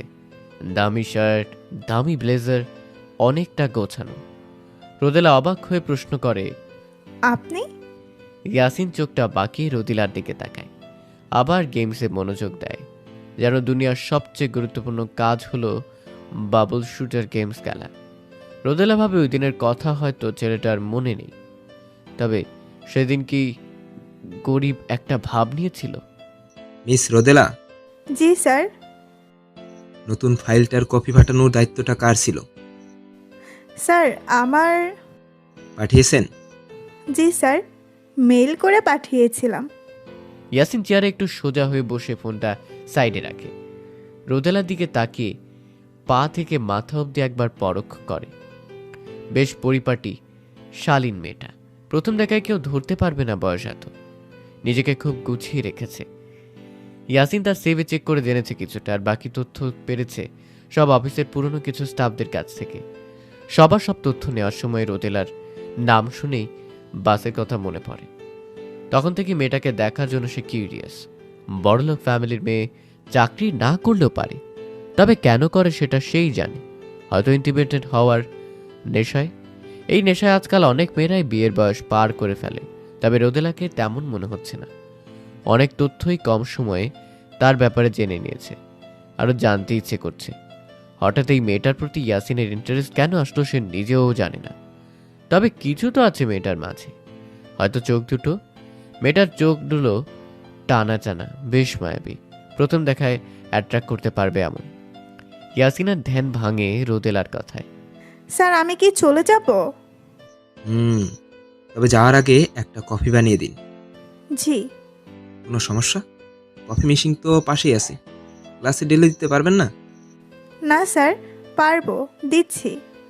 রোদেলা মনে মনে বেশ বিরক্ত হয়, তবে প্রকাশ করে না। ইয়াসিনের অবস্থা দেখে হাসে। মেয়েটা একটু বেশি শান্ত, তবে ভেতরে ভেতরে এখনো যেন বাচ্চামো একটা ভাব আছে। কোনো কারণবশত সেটাকে বের হতে দেয় না। মুখে কেমন মলিন একটা হাসি থাকে। রোদেলা কফি রেডি করে বের হয়ে যায়। ইয়াসিন কাউকে কল দিয়ে বলে, একটা মেয়ের ছবি দিচ্ছি, কালকের মধ্যে সব তথ্য বের করে রেডি করবে। ওই প্রায় রাত হয়ে এসেছে। নিজের রুমের জানালা খুলে বাইরে তাকিয়ে আছে অন্তরা। মা কয়েকবার খাবার খেতে ডেকে আর আসেনি। বিয়ের পর প্রথম নিজের বাড়িতে মেয়েরা স্বামী নিয়েই আসে, তবে অন্তরা ফারিয়ার সাথে একাই এসে পড়েছে। সবাই অবশ্য পরিস্থিতি মেনে নিতে বাধ্য। আর্মিরা বেশি একটা ছুটি এমনিতেও পায় না, তবে তাই বলে বিয়ের পর দিনই চলে যাবে সেটা অবশ্য কেউ ভাবেনি। কিরে, কি ভাবছিস? একটা প্লেট হাতে নিয়ে রুমে ঢুকতে ঢুকতে বলে ফারিয়া। প্লেটে ডিমের ডোজা বানিয়ে দিয়েছে অন্তরার মা, সাথে সস। বিছানায় উঠে একটা ডোজা নিয়ে সস লাগিয়ে খেতে লাগলো ফারিয়া। অন্তরা এখনো বাহিরে তাকিয়ে আছে। কিরে নে, আমি খেতে খেতে সব সাবার করে ফেললে আবার কিছু বলিস না কিন্তু। খা তুই, খাবো না আমি। মহিলা দেবদাস হয়ে গেলি মনে হয়। শরৎচন্দ্র বেঁচে নেই, থাকলে তোর মতো সেনাবাহিনীর বউদের নিয়ে একটা উপন্যাস লিখত, নাম দিত দি মহিলা দেবদাস। অন্তরা বিরক্ত নিয়ে ফারিয়ার দিকে তাকায়। হাতে থাকা প্লেটের ডোজায় দিকে চোখ পড়তে পেটের ইঁদুরগুলো দৌড় শুরু করে। আজকে দুপুর থেকে না খাওয়া, তবে আফরান কি খেয়েছে এই চিন্তায় আর কিছুই মুখে দেয় না। ফারিয়ার ফোনে হঠাৎ একটা কল আসে। লেখা ওঠে, হালা ফইননি, সায়েম জোর করে নাম্বারটা দিয়েছিল, তাই এটা নিয়ে সেসব করে রাখে ফারিয়া। কলটা রিসিভ করে হাঁটতে হাঁটতে ছাদে চলে যায়। অন্ধকারে হালকা বাতাসে ভালোই লাগছে। আসসালামু আলাইকুম। ওয়ালাইকুম আসসালাম। কি দরকার? আজব তো, কল ধরে মানুষ ভালো আছে নাকি এসব আগে জিজ্ঞেস করে। আপনার সাথে পীড়িতের আলাপ পারতে আমি বরণ ডালা নিয়ে সাজিয়ে বসে থাকি না। বরণডালা তো বিয়েতে লাগে, বিয়ে করতে চান নাকি? ফারিয়া হাসে, ছাদের মাঝে বসে পড়ে। আমার এতটা খারাপ দিন আসেনি বেকার ছেলে বিয়ে করব, তাও এমন চিল মুডে থাকা লোক। বেকার ছন্নছাড়া ছেলে বিয়ে করে তোমার একটা লাভ হবে কি জানো? সে সারাদিন শুধু তোমাকেই সময় দিবে, অফিস নামক সতীনে জ্বালা সহ্য করতে হবে না। এত সময় লাগবে না আমার। নানান কথায় ফোন আলাপ চলতে থাকে দুজনের মাঝে। প্রথমে যতটা খারাপ মনে হয়েছিল ছেলেটা ততটাও খারাপ না। এদিকে এখনো না খেয়ে বসে আছে অন্তরা। হঠাৎ আননোন নাম্বার থেকে একটা মেসেজ আছে। নোটিফিকেশন দেখে বুঝতে অসুবিধে হয় না কে এসে, মনটা একটু হলেও ভালো হয়। মেসেজটা পড়তে থাকে। একে তো কান্না করা মুখ দেখে বের হয়েছি, কোনো কিছুতেই মন বসছে না। 2 মাস এইভাবে কিভাবে থাকবো আমি? কষ্ট শুধু তোমার হয়, আমার হয় না। দরকারি কাজ ছিল দেখেই তো এসেছি। কাল বিকেলে কল দিব, যখন সময় পাবো কল দিব। ডেইলি কথা বলবে ফোনে, মনটা একটু হালকা লাগবে। আজ এসে অনেক কিছু সামলাতে হয়েছে, তাই কল দিতে পারিনি। দিলে তো 1 ঘন্টা চলে যাবে তোমার উহু উহু কান্না শুনতে শুনতে। প্লিজ খেয়াল নিও, রাখছি। ও আর একটা কথা, থাক বলবো না, সামনাসামনি না বললে ফিল আসবে না। খোদা হাফেজ। অন্তরা পড়ে আর হাসে। কি বলতে চেয়েছিল সেটাও একটু ভাবে, তবে বেশি একটা ভাবার সময় পায় না। খিদেই পেটটা জ্বলছে। পাশের প্লেটটা হাতে নিয়ে খেতে থাকে। চোখের পলকে যেন সময়টা কেটে যাচ্ছে। আফরান গিয়েছি প্রায় 1 মাস। এখন শুধু ফোনে ফোনে কথা হয় অন্তরার সাথে। মাঝে মাঝে একটু খারাপ লাগলেও মানিয়ে নিচ্ছে মেয়েটা। এখন এ বাড়ির বড় বউ সে। রান্না থেকে ঘরের সব কিছুতেই একটু একটু করে আধিপত্য বাড়ছে তার। বাড়ির সবার সাথেই সম্পর্ক অনেকটা ভালো অন্তরার। শুধু দিন শেষে রুমে ফিরলে অনেকটা একাকিত্ব গ্রাস করে সারা মনটাকে। সবকিছু থেকেও কি যেন নেই নেই লাগে। ভাবি আসবো? দিয়ার কণ্ঠে দরজায় তাকায় অন্তরা। মেয়েটা খুব ছটপটে আর মিশুক স্বভাবের। আসো, বলার কি আছে? একা একা বোর হচ্ছিলাম, আর তোমাকে একটা জিনিস বলার ছিল। কি? কাল বাড়ি ফাঁকা হবে। মানে? আরে আমার এক খালার মেয়ের বিয়ে, সবাইকে ইনভাইট করেছে। রোদ আপু বলেছে সে যাবে না। অফিসে নাকি কাজের খুব চাপ, তার উপর কদিন যাবৎ নাটক শিফটে যেতে হচ্ছে তাকে। ও সমস্যা কি, আমি আছি তো, রান্না বান্না করে রাখবো, আর বাকি কাজ তো বুয়া করেই দিবে। আমার পড়ার চাপও একটু বেশি এখন আমার। কিন্তু তুমিও যাবে না বললেই হলো বুঝি, মা খুব বকবে। একটু ম্যানেজ করে নিও বোন আমার, বোঝোই তো এখন এইসবের মাঝে যাওয়ার মন মানসিকতা আমার নেই। দিয়া মন খারাপ করে জবাব দেয়, আচ্ছা কি আর করার দেখি।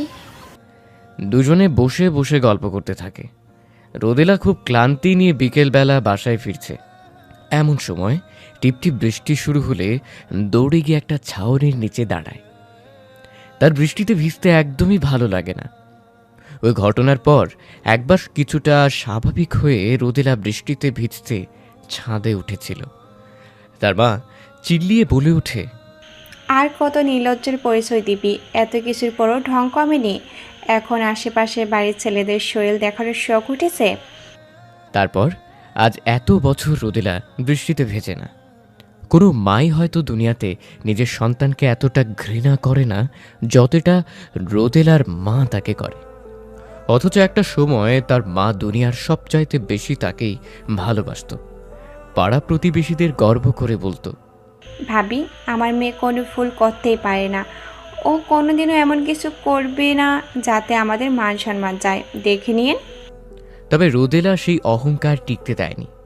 কলেজ জীবনের ছোট্ট একটা ভুল আজ সব শেষ করে দিয়েছে। বৃষ্টির সময় দোয়া করলে নাকি সেটা কবুল হয়। রোদেলা ছাউনির কিছুটা সাইডে এসে আকাশের দিকে তাকায়। আশপাশে এখন কেউ নেই, সে পুরো একা। কেঁদে কেঁদে বলে ওঠে, আল্লাহ, সবাই তো মুভ অন করে নিয়েছে, আমি কেন পাচ্ছি না? একটা পাপের জন্য আর কত শাস্তি দিবে আমায়? আমিও তো তোমার এক সৃষ্টি, একটু কি দয়া হয় না আমার উপর? ওপর থেকে কোনো সাড়া আসে না। রোদেলা চুপ করে চোখ বন্ধ করে পাশের পিলারে হেলান দেয়। কাঁদতে থাকে অনায়াসে। এতে যদি মনটা একটু হালকা হয়। অন্যদিকে আর্মি ক্যাম্পে এখন খুব তাড়া, হাতে বেশি একটা সময় নেই। আর 1 বা 1.5 মাস পর খুব বড় একটা মিশনে যাবে সবাই। এজন্য সবকিছু নিয়ে প্রস্তুতি চলছে। মেজর আফনানের কাছে খবর এসেছে তার সিনিয়রটাকে ডাকছে। সেখানে উপস্থিত হয় Afnan. Major Afnan Sadiq. Yes sir. আপনি আপনার টিম নিয়ে রেডি? জি স্যার। শেষবারের মতো আপনার টিমকে আজ কিছু বলার থাকলে বলতে পারেন, তারপর মোটিভেট করার সময় নাও পেতে পারেন। মাত্র 1.5 মাস সময় পাবো সর্বোচ্চ। জানি স্যার। এখন টিমের কাছে যেতে পারেন। Of course sir. আফনান তার সিনিয়রকে কুর্নিশ করে পিছপা হয়ে তার ক্যাম্প থেকে বেরিয়ে গেল। কিছুটা দূরে তার টিমের সব আর্মি অফিসাররা সারিবদ্ধভাবে দাঁড়িয়ে আছে। সবাই যতই শক্ত আর স্ট্রেইটভাবে দাঁড়াক, চোখে মুখে হালকা ভয়ের ছাপ দেখা যাচ্ছে। আফনান বুঝলো এখন শেষবারের মতো মিশনে যাওয়ার আগে পুরো টিমের মনোবল কিছুটা বাড়াতে হবে। আপনারা সবাই প্রস্তুত? Yes sir. আমি জানি আপনারা হয়তো কিছুটা ভয় আছেন। প্রথমে পুলিশরাও এতে ইনভলভ ছিল, তবে তারা সফল হয়নি। আজ অবধি প্রায় 3টা আর্মি টিম এই মিশনে আগেও গিয়েছে, তবে দুর্ভাগ্যবশত তারাও ফিরে আসতে পারেনি। আপনারা ভয় পাবেন না, আমি কথা দিচ্ছি আমার পুরো টিমের একজন অফিসারের গায়েও আমি একটা গুলি লাগতে দিব না। বর্ডার পার হয়ে আসা এই অপরাধীদের আমরা নিশ্চয়ই নিজেদের আয়ত্তে আনব। আমাদের প্রথম অভিযান হবে প্রায় 1 থেকে 1.5 মাস পর। আমরা সফল হলে প্রায় 6 মাস পর আরেকটা মিশনে যেতে হবে অন্য জায়গায়। 2টো স্থানেরই হেড একজন। এই মিশনটা সফল হলে তাকে আমরা অবশ্যই খুঁজে বের করতে পারবো আর শাস্তি দিব। অবশ্যই স্যার। সে যেই হোক, মনে রাখবেন আমরা কারা? দেশের গর্বিত সৈনিক। একদম ঠিক। একটা দেশ টিকেই থাকে সেনাবাহিনীদের ভরসায়। আমরা যে কোনো প্রয়োজনে দেশের খাতিরে সর্বদা প্রস্তুত থাকব। নিজেদের প্রাণের চেয়েও দেশটা আমাদের কাছে অধিক প্রিয়। Got it. আমার আপনাদের প্রতি বিশ্বাস আছে। আমরা পারবো, আমাদের পারতেই হবে। আপনারা প্রস্তুত তো বীর সৈনিক? Yes sir. জি স্যার। আফনান সেই স্থান ত্যাগ করে। বন্ধু মেজর রোহানের কাছে যায়, কিছুটা আড়ালে নিয়ে বলে, রোহান, আমাকে একটা হেল্প করতে পারবি? কাল একটা কাজ করতে হবে। আজ পুরো বাড়ি খালি, সবাই বিয়ের অনুষ্ঠানে গিয়েছে, শুধু রোদেলা আর অন্তরা যায়নি। রাতে খুব আজে বাজে স্বপ্ন দেখেছিল অন্তরা। তার মা বলতো অন্তরার নাকি একটা আধ্যাত্মিক ক্ষমতা আছে। আসন্ন বিপদ সম্পর্কে নাকি ও স্বপ্নে একটু হলেও আন্দাজ পেয়ে যায়। অন্তরা অবশ্য নিজেও কিছুটা বিশ্বাস করে। একবার ছোটবেলায় রাতে স্বপ্ন দেখেছিল তার শরীরের ওপর কিছু দিতেই আঘাত করা হচ্ছে। এর পরের দিন তার একটা অ্যাক্সিডেন্ট হয়। আবার একবার স্বপ্নে দেখে সে ডিম ভাজতে গিয়ে পুড়িয়ে ফেলেছে। পরদিন দেখা গেল হঠাৎ তাদের পাশের বাসায় আগুন লেগে যায়। এমন অহরহ ঘটনার সাক্ষী সে আছে। সন্ধে গড়িয়ে এখন প্রায় রাত, পুরো বাড়িতে অন্তরা একা। সকালে সবাই যাওয়ার সময়ও বারবার জোর করেছিল ওকে, তবে ও যায়নি। এদিকে রোদেলাও সন্ধে হতে বেরিয়ে গিয়েছে। আজকে নাকি নাইট শিফট। দারোয়ান কাকাকে বলে গিয়েছে অপরিচিত কেউ আসলে যেন গেট না খোলে। রোদেলা যথাসময়ে অফিস পৌঁছে যায়। সাধারণত রাতের শিফটে পুরো অফিসে তেমন হাতে গোনা কয়েকজন ছাড়া কোনো লোক থাকে না। সব ইম্পর্ট্যান্ট ফাইল রিচেক দেওয়ার দায়িত্বটা পড়েছে রোদেলার ওপর। না চাইতেও যখন তখন কাজ করতে হয় তাকে। তবে রাতে একা কাজ করতে ও খুব ভয় পায়। ওর ফোবিয়া আছে, অন্ধকার ভয় পায় খুব। তবে 4th ফ্লোরে নিজের ডেস্কে এসে কিছুটা অবাক হয় সে। একটা ফাইলও নেই। ফাইল কোথায়? এক পিয়ন কাকা নাস্তা নিয়ে স্যারের রুমে দিতে যাচ্ছিল। রোদেলাকে দেখে বলে, ম্যাডাম, স্যার কইছিল আপনারে দেখলে হের রুমে যাইতে কইতে, এইখানেই নাকি বসে কাজ করবেন। কিছুটা বিরক্ত হয়ে রোদেলা তবে প্রকাশ করে না। এই লোকটা গত 1 মাস জ্বালাতন করেছে অনেক। প্রায় কারণে অকারণে রুমে ডাকবে। টুকিটাকি কাজ যা তার পিয়ের করার কথা সেসবের জন্যও ডাকবে রোদেলাকে। অফিসে ইতোমধ্যে গুঞ্জন শুরু হয়েছে কিছুটা। অনেকে বলছে এদের দুজনের মাঝে কিছু একটা চলছে। কথাটা অবশ্য ইয়াসিনের পিয়ে ছড়িয়েছে। Hot hot tight fit western dress পরেও সুদর্শন বড়লোক ছেলেকে পটাতে না পারার ব্যর্থতার যন্ত্রণা থেকে মুক্তি পাওয়ার জন্যই হয়তো রোদেলা ইয়াসিনের রুমে যায়। এই রুমে যেতে তার অনুমতি লাগে না। ইয়াসিনই বলেছে তার অনুমতি নেওয়ার প্রয়োজন নেই। ইয়াসিন রোদেলাকে দেখে একটা মিষ্টি হাসি তাকায়। যেদিন থেকে রোদেলার অতীতের অভিশপ্ত ঘটনাও জেনেছে, সেদিন থেকে 8-10টা সাধারণ ছেলেদের মতো ঘৃণা আসার জায়গায় যেন সহানুভূতি আর কিছুটা প্রেম জেগেছে মনে। কত ক্ষত মেয়েটার ভেতরে। এজন্যেই ও খুব কম হাসে। হাসলেও মলিন, যেন চাপা আর্তনাদ ভিতরে রয়ে যায়। ইয়াসিন ভাবে শুধু সত্যিকারের ভালোবাসাই পারবে মেয়েটাকে এই যন্ত্রণা থেকে মুক্তি দিতে। স্যার, হুম, আমাকে ডেকেছেন? ও হ্যাঁ, কাজের কথাই তো বলা হলো না। আপনি ওখানে বসে কাজ করুন আজকে। কেন? এটা তো আমার ডেস্ক না। আমি জানি আপনার পুরো ফ্লোরে আপনি একা, ইভেন এই ফ্লোরে আমি একা। ভাবলাম কিছুটা সঙ্গ পাওয়া যাবে। তাছাড়া আপনি নাকি অন্ধকারে ভয় পান, তাই এখানে বসেই কাজটা করুন। রোদেলা তর্ক করে না। এই 1 মাসে সে বুঝে গিয়েছে খামোখা তর্ক করে লাভও হয় না এর সাথে। রোদেলা সেই ডেস্কে গিয়ে বসে, সাইড ব্যাগটা পাশে রেখে তাকায়। ইয়াসিনের চেয়ারে বসে এখানটা খুব ভালো করে দেখা যায়। মাঝখানে শুধু একটা কাঁচ। তবে এপাশ থেকে ওপাশ না দেখা গেলেও ওপাশ থেকে সব পরিষ্কার দেখা যায়। রোদেলা নিজের কাজ করতে থাকে। ইয়াসিনও ল্যাপটপে কাজ শুরু করে দেয়। শুধু একটু পরপর রোদেলার দিকে তাকিয়ে দেখে শি ইজ বিউটিফুল। নিজের ফোনে একটা গান ছেড়ে তালে তালে কাজ করতে থাকে ইয়াসিন। তোমার জন্য নীলছে তারার একটুখানি আলো, ভোরের রং রাতের মিশে কালো, কাঠগোলাপের সাদার মায়ায় মিশিয়ে দিয়ে ভাবি আফসানিন তোমার লাগে ভালো। অন্তরা একা একা খুব বোর হচ্ছে। কেন জানি আজ পড়তে বসতেও ইচ্ছে করছে না। আজ সারাদিন একবারও আফনানের সাথে কথা হয়নি। ব্যস্ত হয়তো খুব। অন্তরা টিভি অন করে কবি হাম কবি তুম পাকিস্তানি নাটকটা দেখতে থাকে। কত কিউট কাপলটা। হানিয়া আমির ওর one of the favourite actress. হঠাৎ মনে হলো দরজায় কিছুর আওয়াজ। প্রথমে মনের ভুল ভেবে ফিরে তাকায় না, তবে একটু পর আবার একটা আওয়াজ আসে।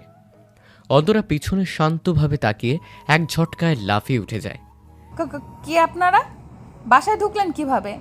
৩-৪ জন ছেলে মুখোশ পরে দাঁড়িয়ে আছে। দেখে মোটেও সুবিধের মনে হচ্ছে না। অন্তরা ভয় পেলেও সেটা প্রকাশ না করে চিল্লিয়ে বলে ওঠে, বললাম না, কারা আপনারা? অনুমতি ছাড়া কারো বাড়িতে ঢোকা একটা ক্রাইম।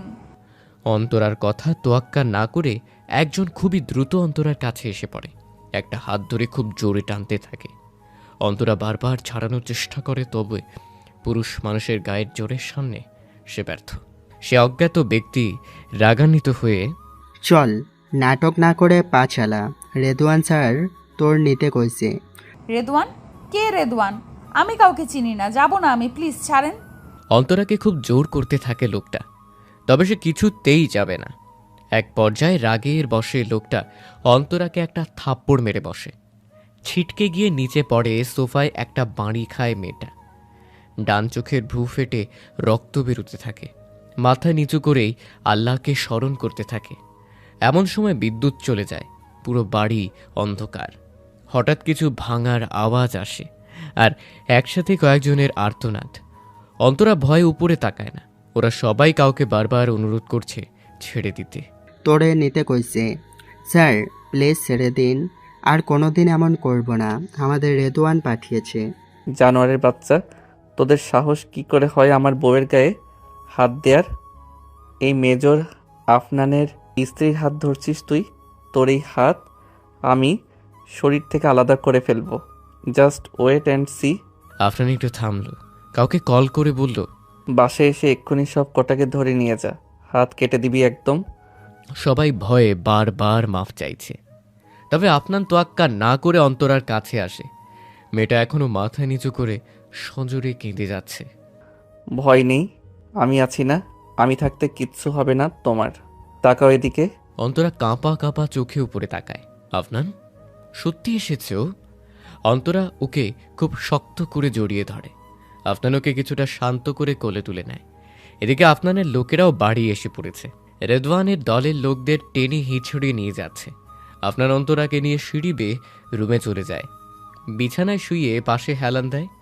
অন্তরা কাঁপা কাঁপা কণ্ঠে প্রশ্ন করে, আপনি চলে যাবেন?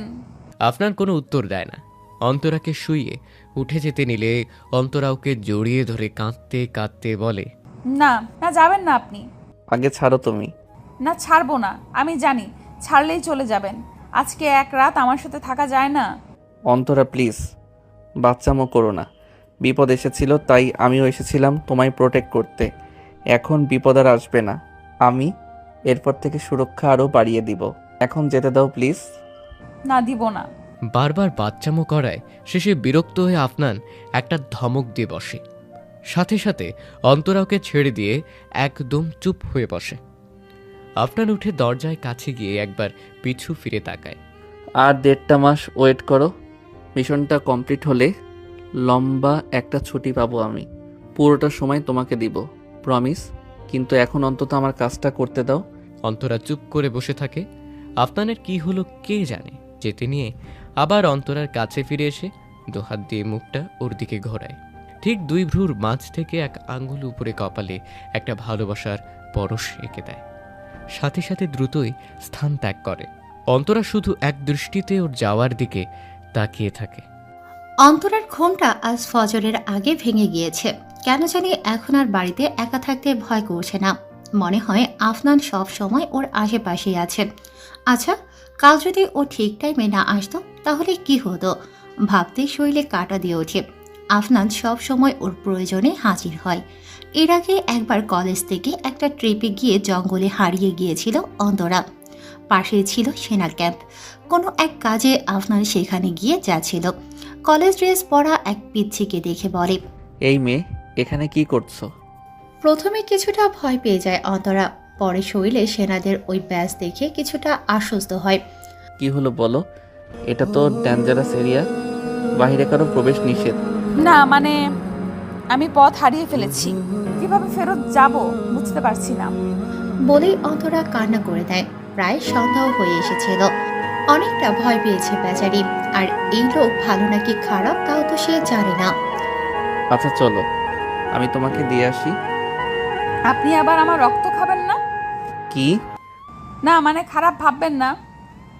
কোরিয়ার থ্রিলার মুভিতে দেখতাম সিরিয়াল কিলাররা দেখতে খুব হ্যান্ডসাম হয়, পরে এমন জঙ্গলে কাউকে পেলে নিয়ে মেরে খেয়েও ফেলে।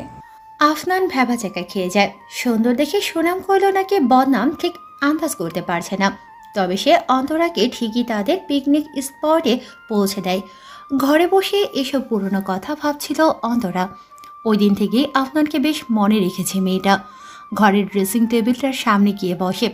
একটু সাজতে ইচ্ছে করছে একা একা। মেয়ে মানুষের এই এক অভ্যাস, যখন বাসায় কেউ থাকে না একা একা সাজবে, নিজেকে দেখবে, আবার একা একাই মেকআপ মুছে ফেলবে। অন্তরা সাজতে গিয়ে কিছু একটা পাচ্ছিল না। খুঁজতে খুঁজতে একটা ড্রয়ের টান দেয়। একটা লাল ডায়েরি, উপরে বড় বড় অক্ষরে আফনানের নাম লেখা। বেশ পুরনো, কয়েক বছর আগের হবে। কিউরিয়াসিটির বসে সে ডায়েরিটা খুলে বসে। এক এক পেজ উল্টিয়ে পড়তে থাকা। আফনান কলেজে থাকতে এই ডায়েরিটা লিখত, তবে মাঝ অবধি লিখে আর কেন জানি লিখেনি। কোথাও ভালো স্মৃতি, কোথাও খারাপ, এসব কিছু। তবে একটা তারিখ দেখে ওর চোখ আটকে যায়। সেটা প্রায় 12 বছর আগের। অন্তরা পড়তে শুরু করে, তবে এখানে এমন কিছু লেখা ছিল যা পড়ে অন্তরা একদম বাকশূন্য হয়ে পড়ে। হঠাৎ হাত থেকে ডায়েরিটাও পড়ে যায়। এসব কি সত্যি এমন হয়েছিল? নিজেকে নিজে প্রশ্ন করে অন্তরা। তার চোখ দিয়ে ফোঁটা ফোঁটা পানি বের হতে থাকে, যেন চোখের সামনে ভাসছে সবটা। 12 বছর আগে। আজ কলেজে অনেক বড় অনুষ্ঠান। কলেজের একজন ছাত্রকে সেনা ক্যাম্প থেকে পুরস্কৃত করা হবে। ছাত্রদের নাম হলো আফনান সাদিক। এই পুস্কে ছেলে এমন কিছু করেছে যার জন্য পুরো সেনা ক্যাম্প তার কাছে কৃতজ্ঞ। দেশের একজন প্রতিষ্ঠিত বিজনেসম্যান মিস্টার ইয়াহিদ খান যে এত বড় ড্রাগস পাচারকারী ছিলেন, তাও আবার ফাঁসাতে চেয়েছিলেন সেনা অফিসারকে, তা সবার কল্পনার বাহিরে ছিল। কিছুদিন আগে কলেজ থেকে বান্দারবান পিকনিক ছিল। খেলার ছলে ঘুরতে ঘুরতে এক জায়গায় গিয়ে থামে আফনান ও তার বন্ধুরা। কিছু লোক মুখে কাপড় দিয়ে ঢেকে রেখেছে। একটা গাড়ির ট্রাঙ্ক ভর্তি করে কি যেন ভরছে আর নিজেদের মাঝে কথা বলছে।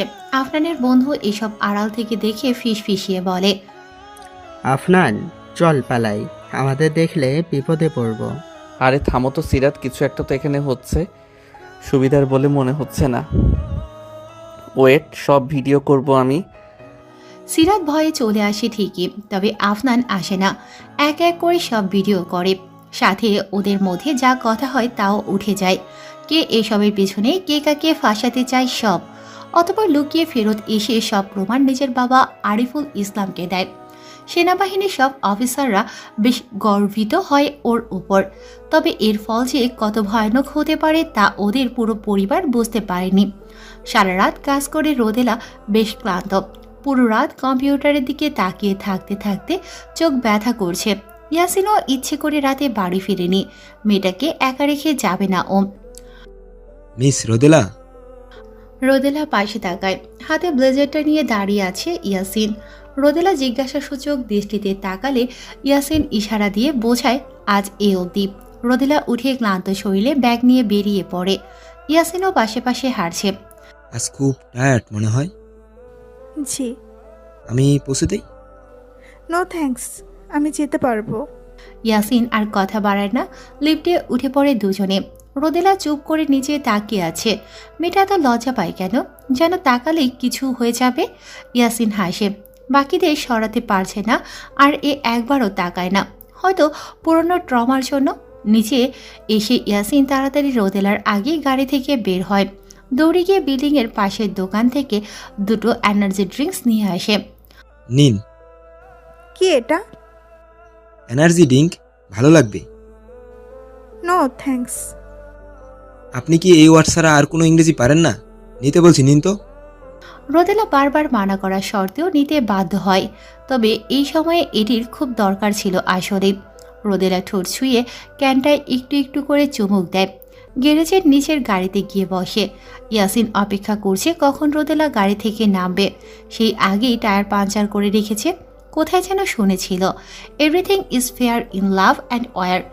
যদিও সে নিজে এটা মানে না, তবুও একটু আকাম তো করাই যায়। রোদেলা গাড়ি থেকে নেমে যায়। ইয়াসিন হেসে বলে, এখন এই সময়ে গাড়িও পাবে না, যাই একটু হিরো সেজে আসি। তবে ওর পুরো প্ল্যানে জল ঢেলে দিয়ে গাড়ির পেছনে গিয়ে দুটো টায়ার আর হাবিজাবি যন্ত্রপাতি নিয়ে আসে রোদেলা। কোমরে ওড়না বেঁধে একাই টায়ার পা দিয়ে সব ঠিক করে ফেলে।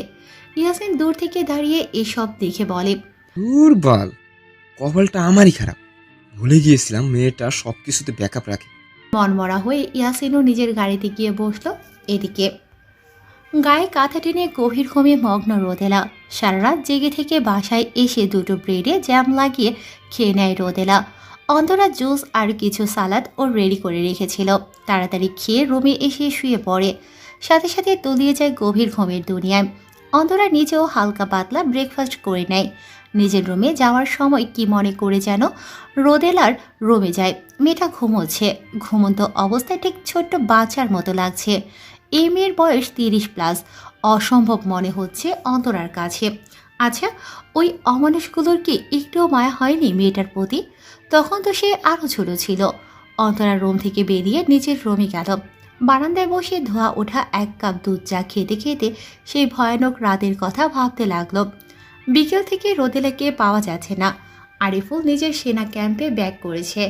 রোদেলাকে কিভাবে কি করে খুঁজে বের করবে বুঝতে পারছে না আফনানের মা। চিন্তা করো না মা, আমি ঠিকই রোদ আপুকে খুঁজে নিয়ে আসবো। আফনানের কথা শুনে আরও জোরে কেঁদে ওঠে তার মা। খুব আদরের মেয়ে তার। দুপুরের দিকে বলল কোনো বান্ধবীর বাসায় নাকি যাবে। ওই যে ফোন সুইচ অফ হলো, আর কোনো খোঁজ নেই মেয়ের। আফনান কি করবে বুঝতে পারছে না। এদিক ওদিক সব বন্ধুদের ফোন করে খোঁজ নিতে বলেছে। আর কোথাও এভাবে বসে থাকবে ঘাপটি মেরে? না, আর সম্ভব না। আফনান বাড়ি থেকে বের হয়ে তার এক ফ্রেন্ডের কাছে চলে যায়। হাসিব, কি হয়েছে আফনান? রোদ আপুর খোঁজ পেলি? না রে, তবে তুই চাইলে সম্ভব। হাসিব খুব ভালো ফোন এক্সপার্ট। অনেক আগে একবার রোদেলার কথায় আফনানের সাথে রোদেলার ফোনের কন্ট্যাক্ট করে দিয়েছিল, যেন আফনানের বাসায় দেরি করে ফিরলেও কোথায় কি হয়েছে কি করছে তা খোঁজ রাখতে পারে। সেই ওয়েতে হাসিব আফনানকে রোদেলার বর্তমান অবস্থান সম্পর্কে কিছু তথ্য দিল। আফনান আর দেরি না করে দৌড়ে সেখানে পৌঁছে যায়। ঠিকানা ওদের কলেজের ঠিক পেছনে। বাগানের খুবই নীরব জায়গা। তবে পৌঁছে যা দেখে আফনানের শ্বাস বন্ধ হওয়ার উপক্রম। রোদ আপ্পি, কাপা কাপা গলায় বলে ওঠে আফনান। রেদওয়ান আর ওর সাঙ্গু পাঙ্গুরা আফনানদের দেখে হেসে ওঠে। আফনানের কারণেই তার বাবা আজ জেলে। প্রতিশোধ নিতে এতদিন যাবৎ মিথ্যে প্রেমের অভিনয় করেছে রোদেলার সাথে, তাই তো এক টাকাতেই এমন আসতে রাজি হয়েছে বেচারি। নিজের ইজ্জত তো হারালোই, খামাখা নিজের হিরোগিরি দেখানো ভাইকেও মায়ের খেতে দেখবে। আফনান রোদেলার দিকে তাকিয়ে চোখ বন্ধ করে ফেলল। এর চাইতে নিজের মৃত্যু যন্ত্রণা ওর কাছে ঢের আরামের হতো। নিজের চোখের সামনে বোনকে ধর্ষণ হতে দেখার অনুভূতি একটা ভাইয়ের কাছে কতটা কষ্টকর তা এখন কাটায় কাটায় অনুভব করছে আফনান। তবে নিজের দিন দুনিয়ার জ্ঞান ফিরে পাওয়ার আগেই হঠাৎ মাথায় প্রচণ্ড ব্যথা অনুভব করল আফনান। রেদওয়ানের কথায় ওর দলের লোকেরা খুব মারছে আফনানকে। তবে এসব আঘাত যেন এতটুকু লাগছে না আফনানের গায়ে। সে শুধু আধমরা হয়ে পড়ে থাকা নিজের বোনের দিকে তাকিয়ে আছে। নিজেদের কাজ শেষ করে রেদওয়ানরা চলে যায়। আফনান অনেক কষ্টে রোদেলার কাছে আসে। পাশে পড়ে থাকা ওড়নাটা নিয়ে শরীরটা পেঁচিয়ে দেয়। হাতের উপর মাথাটা রেখে ধীরে ধীরে ডাকতে থাকে। রোদ আপু, তাকা আমার দিকে। এই যে তোর ভাই এসেছে। সব ঠিক হয়ে যাবে বোন আমার। ওদের সবাইকে আমি শাস্তি দিব, তুই দেখিস, কিচ্ছু হবে না তোর। আর কিছু বলতে পারে না আফনান, কেঁদে উঠে হো হো করে। সেদিন রোদেলার শরীরটা বেঁচে গিয়েছিল, তবে মরার মতোই। তারপর থেকে হাসি খুশি মেয়েটা একদম নিশ্চুপ অনুভূতি শূন্য হয়ে ওঠে। আফনানের মা এতটা বছর যাবৎ মেয়ের সাথে রাগ করে আছেন, কথা বলে না। এসবের জন্য সে নিজের মেয়েকেই দায়ী করে। কেন ও কয়েকদিনের পরিচয় একটা ছেলেকে ভালোবেসে নিজের পরিবার ছেড়ে যেতে গেল? আজকাল এর মেয়েরা এত সহজে ছেলেদের বিশ্বাস করে ফেলে, যার ভুলের মাসুল তাদের পুরো জীবন ভর দিতে হয়। তবে কয়েক বছর অবধি সাইকিয়াট্রিস্ট দেখিয়ে চিকিৎসা নিতে হয়েছে মেয়েটার। পড়াশোনাও এজন্য ছেড়ে দিতে হয়েছে। পুরো একঘরে হয়ে গিয়েছিল মেয়েটা।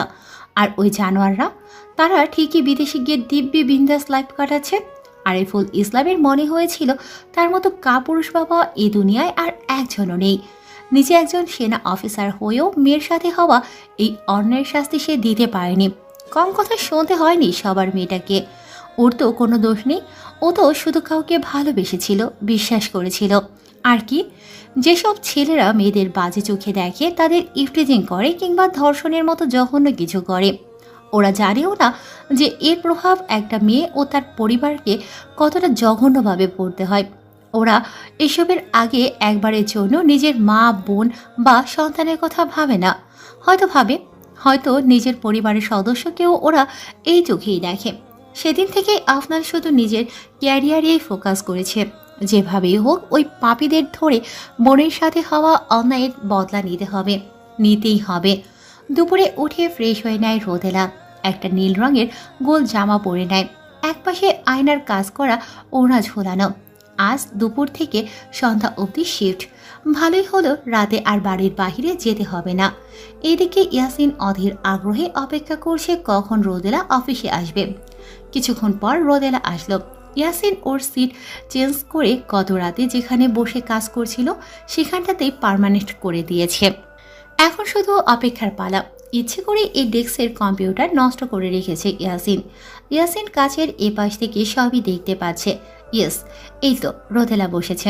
এখন কম্পিউটার অন করে দেখবে কাজ করছে না, সবাইকে ডাকবে, কেউ ঠিক করতে পারবে না। এসব ভেবে ইয়াসিন খুব খুশি হয়।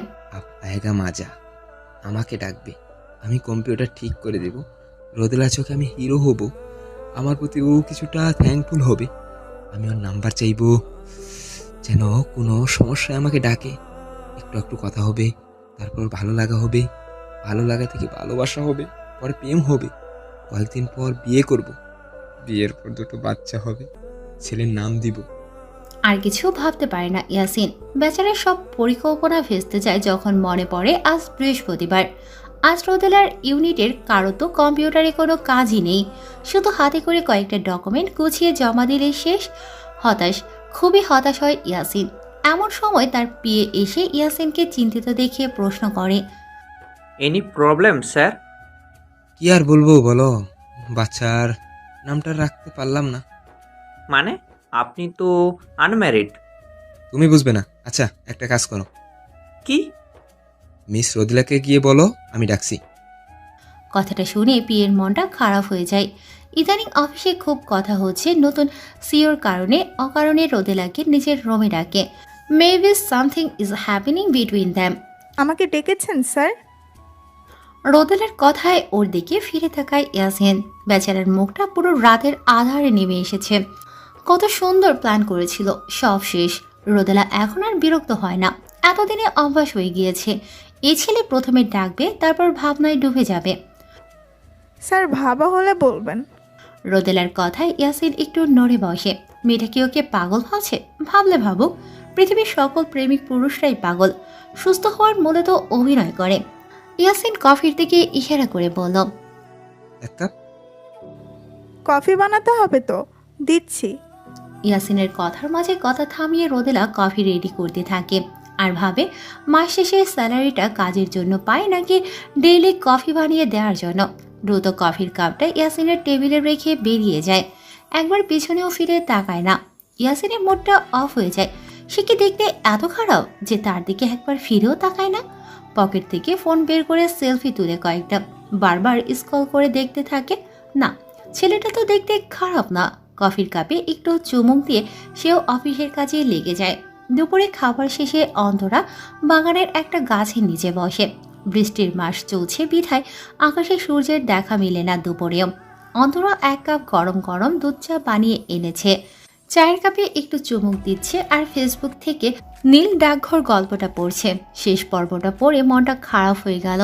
আসলে সময় থাকতে ভালোবাসার কথা বলে দিতে হয়, নয়তো নিয়তি মানুষকে কখন কোথায় নিয়ে যায় ওই খোদা ছাড়া কেউ জানে না। আফনানের কথা খুব মনে পড়ছে। নামাজে দাঁড়ালেই ওর জন্য চিন্তা আরও বেশি হয়। আফনানের কথা ভাবতে ভাবতে ফোনে তার কল। অন্তরা ওর নাম্বারটা দেখে খুব খুশি হয়, রিসিভ করে কানের পাশে নিয়ে বলে, আসসালামু আলাইকুম জামাই। ওয়ালাইকুম আসসালাম বউ। তারপর কি করছো? আপনার কথাই ভাবছিলাম। আপনার তো আর আমার কথা ভাবার সময় নেই, ব্যস্ত মানুষ। আফনান হাসে। ইস, কতদিন পর এই হাসিটা শুনছে অন্তরা। ছেলেটাকে জ্বলন্ত আগুনে পুড়িয়ে মারবে একদিন। কিছুক্ষণ কথা হলো দুজনের মাঝে, তবে আফনানের কাছে কথার বলারও তেমন সময় নেই। একটা কাজ করো তো। কি কাজ? ফোনটা রেখে আমাদের রুমে গিয়ে আলমারিটা খুলবে। নিচের যে ড্রয়ারটা আছে ছোট, সেটা খুলে দেখো। কি আছে? গেলেই বুঝতে পারবে। আফনান কল কেটে দেয়। অন্তরা এক দৌড়ে রুমে চলে যায়। কথা মতো ড্রয়ার খুলতেই দেখে একটা বড় বক্স নিয়ে অধীর আগ্রহে খাটে গিয়ে বসে অন্তরা। খুলে দেখে ভিতরে প্রায় 16 রকমের চুড়ি। অন্তরা খুব খুশি হয়, মানুষটা এসব সারপ্রাইজ দেওয়ারও সময় পায়।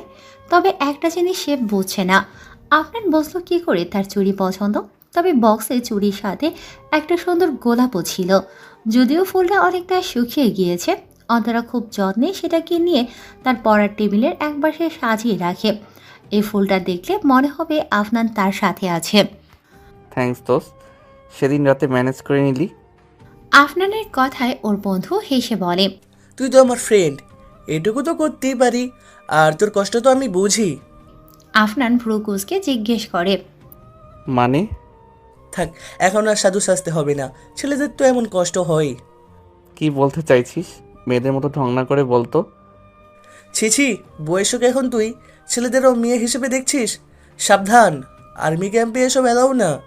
আফনান বিরক্ত হয়ে নিজের রাইফেল ঠিক করতে লাগলো আর বলে উঠল, তুই জীবনে শুধরাবি না। কি করে ভালো হব বলতো? আমার কি তোর মতো বউ আছে? বয়স হয়ে যাচ্ছে ঠিকঠাক, ছুটিও পাচ্ছি না, আর মা বেশি গরজ করছে না বিয়ের। আমার কি বাসর টাসর করতে মন চাই না? আহারে ভাই আমার, দাঁড়া, এবার মিশনটা ঠিকঠাকভাবে শেষ করি, তোর জন্য বউ খুঁজে বের করব। আচ্ছা, আমরা বেঁচে ফিরবো তো? আফনান এই কথার কোনো উত্তর দিতে পারে না, তবুও মনটা শক্ত করে বলে, কেন পারবো না? পারতেই হবে। আমার বউয়ের সাথে বাসর করার জন্য হোক আর তোর বিয়ে করার জন্য হোক। দুজনেই এই কথায় হেসে ওঠে। ট্রেনিংয়ে যাবে এখন সবাই। সব রেডি করতে করতে আফনানকে উদ্দেশ্য করে তার বন্ধু রোহান বলল, তোর কথা শুনে মনে হলো এখন বিয়ে না করি ভালো করেছি। মানে সামনে খাবার আছে অথচ খেতে পারছি না। স্বাধীন দেশে মুক্তিযোদ্ধারা ঢুকতে পারছে না, আহ কি কষ্ট। পারতে তো হবেই। থাম ভাই, আর কাটা ঘাতে নুনের ছিটা দিস না প্লিজ। এভাবে না, বল ওই মামা না প্লিজ। দুজনে আবার হেসে ওঠে। বাসায় এখন সবাই ফেরত এসেছে। বিয়ের অনুষ্ঠান শেষছে। অন্তরার মনটা এখন খুব ভালো। বাড়িতে মানুষজন থাকলেই বাড়িটাকে বাড়ি বাড়ি মনে হয়, নয়তো ঘুমন্ত কোনো নরক মনে হয়। অন্তরা কাজ করছে আর একা একা গান গাইছে আর আফনানের দেয়া ফুলের কথাটা ভাবছে। আহা টমাটার বারে মজেদার, ও টমাটার বারে মজেদার। অন্তরা রান্নাঘরে দাঁড়িয়ে দাঁড়িয়ে আলু সিদ্ধ করছিল। আফনানের মায়ের আলুর চপ খেতে ইচ্ছে করেছে, তাই বউকে বলল একটু বানিয়ে দিতে। অন্তরাও তাই করছে। তবে এমন সময় চারু সেখানে আসে। চারু ওই বাড়ি থেকে আসার পরে একটু কেমন যেন করছে, মানে অন্তরার দিকে বারবার তাকিয়ে কি যেন ভাবছে। অন্তরাও বিষয়টা বুঝতে পেরে বলে ওঠে, আপনি কিছু বলবেন? না না, কিছু না। চারু তাড়াতাড়ি সেখান থেকে একটা বাটি নিয়ে সরে আসে আর মনে মনে ভাবে, মেয়েটা সন্দেহ করলো না তো? আফরান জানতে পারলে জানে শেষ করে দেবে। সে আড়ালে এসে কাউকে কল দিয়ে বলল, সাবধান, আফনান কিন্তু আপনারে ছাড়বে না। সবটা বুঝে ফেললে আমিও শেষ। ফোনের ওপাশ থেকে উত্তর এলো, ডোন্ট ওয়ারি, এটাই মেজর আফনান সাদ্দিকের জীবনের শেষ মিশন হবে। I challenge you. চারু একটা ডেভিল ইসমাইল করে ফোন রেখে দিল। অন্তরার দিকে তাকিয়ে ভাবল, আমি যাকে পাইনি তাকে কাউকে পেতেও দিব না। নিজের নাম শুনে পেছনে তাকায় ফারিয়া। সকাল সকাল ভার্সিটি যাচ্ছিল, রিস্কা না পাওয়ায় ফুটপাতে হেরিয়ে যাচ্ছিল। খুব একটা দূরে না ভার্সিটি, তবে পরিচিত কণ্ঠে নিজের নাম শুনে দাঁড়িয়ে যায়। পেছন ফিরে দেখে পরিচিত মুখ, চেহারায় অটোমেটিক একটা হাসি চলে আসে। সায়েম এখানে হঠাৎ? কেন আসতে পারি না? ফারিয়া হাসে। সায়েম কাছে আসতে আসতে বলে, হাসবেন না ম্যাডাম, হিন্দিতে একটা কথা আছে, হাসি তো ফাঁসি, ওইটা মনে রাখবেন। ফারিয়া যেন আরো জোরে হেসে ওঠে। সায়েম ওর এক হাত নিয়ে নিজের হাতের মাঝে শক্ত করে ধরে। চলো পাশের রেস্টুরেন্টে যাওয়া যাক। ফারিয়া বাধা দেয় না। এতদিনে ওদের মাঝে সম্পর্কের জলটা অনেক দূর গড়িয়ে গিয়েছে।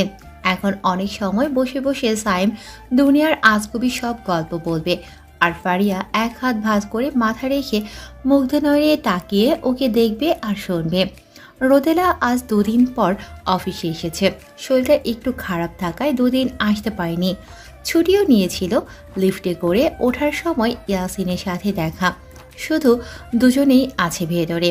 রোদেলাকে দেখে ইয়াসিন প্রশ্ন করে, এখন যেমন আছেন, এখন কেমন আছেন মিস রোদেলা? আলহামদুলিল্লাহ। যাক, বাঁচা গেল। আমি যে কত টেনশনে ছিলাম।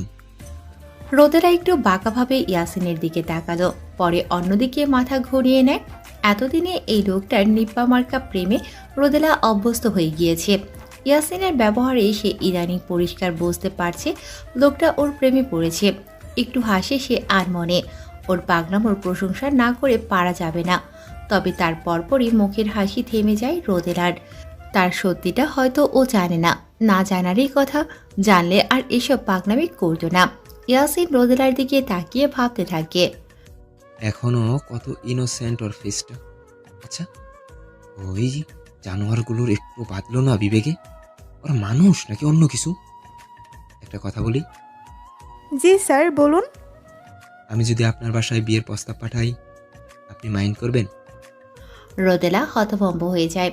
এভাবে এখানে ইয়াসিন এমন কিছু বলতে পারে সেটা রোদেলার ভাবনার বাহিরে ছিল। আর বাসা অবধি যাওয়া মানেই সবটা জেনে যাওয়া। এখন বাকিদের মতো এই লোকটাও নাক ছিটকাবে। তার মানে এই চাকরিটা আর বেশি দিন করা হবে না। রোদেলাকে এতটা ঘাবড়ে গিয়ে চুপ থাকতে দেখে ইয়াসিন বলে, আমি আপনাকে জোর করব না মিস রোদেলা।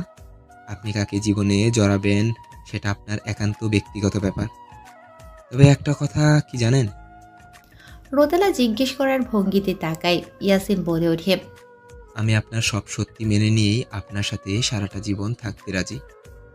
হয়তো এটাই ভালোবাসা। এমন সময় লিফটের দরজাটাও খুলে যায়। রোদেলা 1 মিনিট না দাঁড়িয়ে জলদি সেখান থেকে বেরিয়ে যায়। ইয়াসিন শুধু এক দৃষ্টিতে ওর যাওয়ার পথে তাকিয়ে থাকে। আমিও দেখি কতদিন এই প্রেমিক পুরুষের প্রেমে না পড়ে তুমি থাকো মেয়ে। আপনার টিমের সবাই রেডি তো major Afnan? Yes major Rohan. আমরা ফ্রন্ট সাইড দিয়ে যাচ্ছি, আপনারা ব্যাক সাইড দিয়ে এগোতে থাকুন। দুটো টিম দুদিকে ভাগ হয়ে যায়। চট্টগ্রামের পাহাড়ি এলাকায় এক পরিত্যক্ত স্থানে ঘাঁটি বেঁধেছে রেদওয়ান ও তার দলের সবাই। এই পুরো এলাকাটা ওদের কবজায়। অস্ত্রসহ ছেলে পুলেও কম নেই রোদেলাদের। এতদিন যত টিম এসেছে ফেরত গিয়েছে তাদের লাশ। আজ পুরো সেনাবাহিনীর সবচেয়ে বেস্ট 2টি টিম এসে এ ভয়ানক রণক্ষেত্রে। লড়াইটা এখন শুধু প্রফেশনাল না, পার্সোনালও হয়ে উঠেছে। বোনের সাথে হওয়া অন্যায়, স্ত্রীকে ক্ষতি করতে চাওয়া কিংবা দেশের সাথে বিশ্বাসঘাতকতা সবকিছুই করেছে রেদওয়ান। আফনান নিজেকে সাহস যোগায়। Come on Afnan, you can do it. সবকিছু প্ল্যান মোতাবেক চলতে থাকে। দুটো টিমের মাঝে ওয়াকি টকি দিয়ে তথ্য আদান প্রদান হচ্ছে। 2 বন্ধুই লিড দিচ্ছে দুটো টিম। আমার সাহসী সেনারা, কেউ পিছে ফিরবেন না। হয় জিতবো না হয় মরবো। হার নিয়ে ফেরত গিয়ে দেশকে বিপদের মুখে আমরা ফেলবো না। সবাই বুঝতে পেরেছেন? Yes sir. আফনান ওর টিম নিয়ে সামনে এগোতে থাকে। মেন দুটো টিমকে আবার ছোট ছোট 4টা করে টিমে ভাগ করা হয়েছে। আফনান নিজে সবচেয়ে রিস্ক আছে যেই টিমের, তার মাঝেই আছে। আগে থেকেই পরিকল্পনা করা আছে। 2জন সেনা সদস্য ইচ্ছে করে দুটো ভুল নিশানায় অন্য পাশ থেকে গুলি করবে। স্বাভাবিক তখন রেদওয়ানের দলের লোকেরা ওই দিকেই টার্গেট করে সামনে আসবে। এই সুযোগে ছোট ছোট 3টে টিমই সামনে এগিয়ে যাবে। 2টো টিম ফিল্ডে থেকে লড়াই করবে। একটি টিম সোজা সামনে থাকা পুরনো বাড়িটায়ও ঢুকে যাবে। পেছন থেকে মেজর রেহানের একটা টিম ওদের সাথে ভেতরে যাবে। 2টো টিম পেছনে শত্রুদের সাথে লড়বে। আর শেষ টিমটা সবার সেফটির জন্য সব তথ্য মেন ক্যাম্পের অফিসারদের কাছে পাঠাবে। অবস্থা খারাপ দেখলে সেনাদের সেফটির জন্য ফেরত আসতেও বলা হয়েছে। বাকিটা দেখা যাক। প্ল্যান মোতাবেক সব কিছু চলছিল। বাড়িটার ভেতরেও আফনান তার টিম নিয়ে পৌঁছে যায়। তবে রেহানের আসতে কিছুটা দেরি হচ্ছিল। তবে এই একটু দেরি পুরো ফলাফলটা পাল্টে দিতে পারে। তাই আফনান সোজা দোতলায় চলে যায় আর ওর টিমকে পাহারায় রাখে যেন ওদের দলের লোক আর ভেতরে না আসতে পারে। দোতলায় রেদওয়ান আছে, ওকে জিম্মি করতে পারলেই সবকিছু থেমে যাবে। তবে দোতলায় এসে রেদওয়ানকে একা দেখে আফনান বেশ অবাক হয়। Welcome major Afnan Sadiq, are you okay? ব্যাপারটা কি বলতো? নিচে তোর দলের লোকদের অভাব নেই, আর এখানে তুই একা কেন? এই তো এখনই বুঝতে পারবি। আফনান আর এক পা এগোনোর আগে কেউ একজন সজোরে পেছন থেকে তার মাথায় আঘাত করে। তার টিম থাকতে ওই দলের কেউ তো ভেতরে আসার কথা না।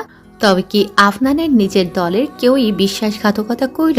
নিচে লুটিয়ে পড়তে পড়তে আফনান ঝাপসা ঝাপসা যাকে দেখতে পায় তাকে দেখে বলে ওঠে, রোহান তুই?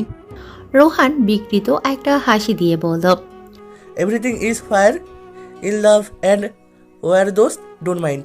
এই দেশে শুধু একজন হিরোই প্রয়োজন, তুই থাকতে সেটা আমি হতে পারতাম না, তাই আলভিদা। তোমার টাকা তুমি সময় মতো পেয়ে যাবে। Thanks major Rohan. রেদওয়ানের কথা শুনে মেজর রোহান হাসলো আর বলে উঠল, নতুন ফোর্স আসার আগে আপনি পালান।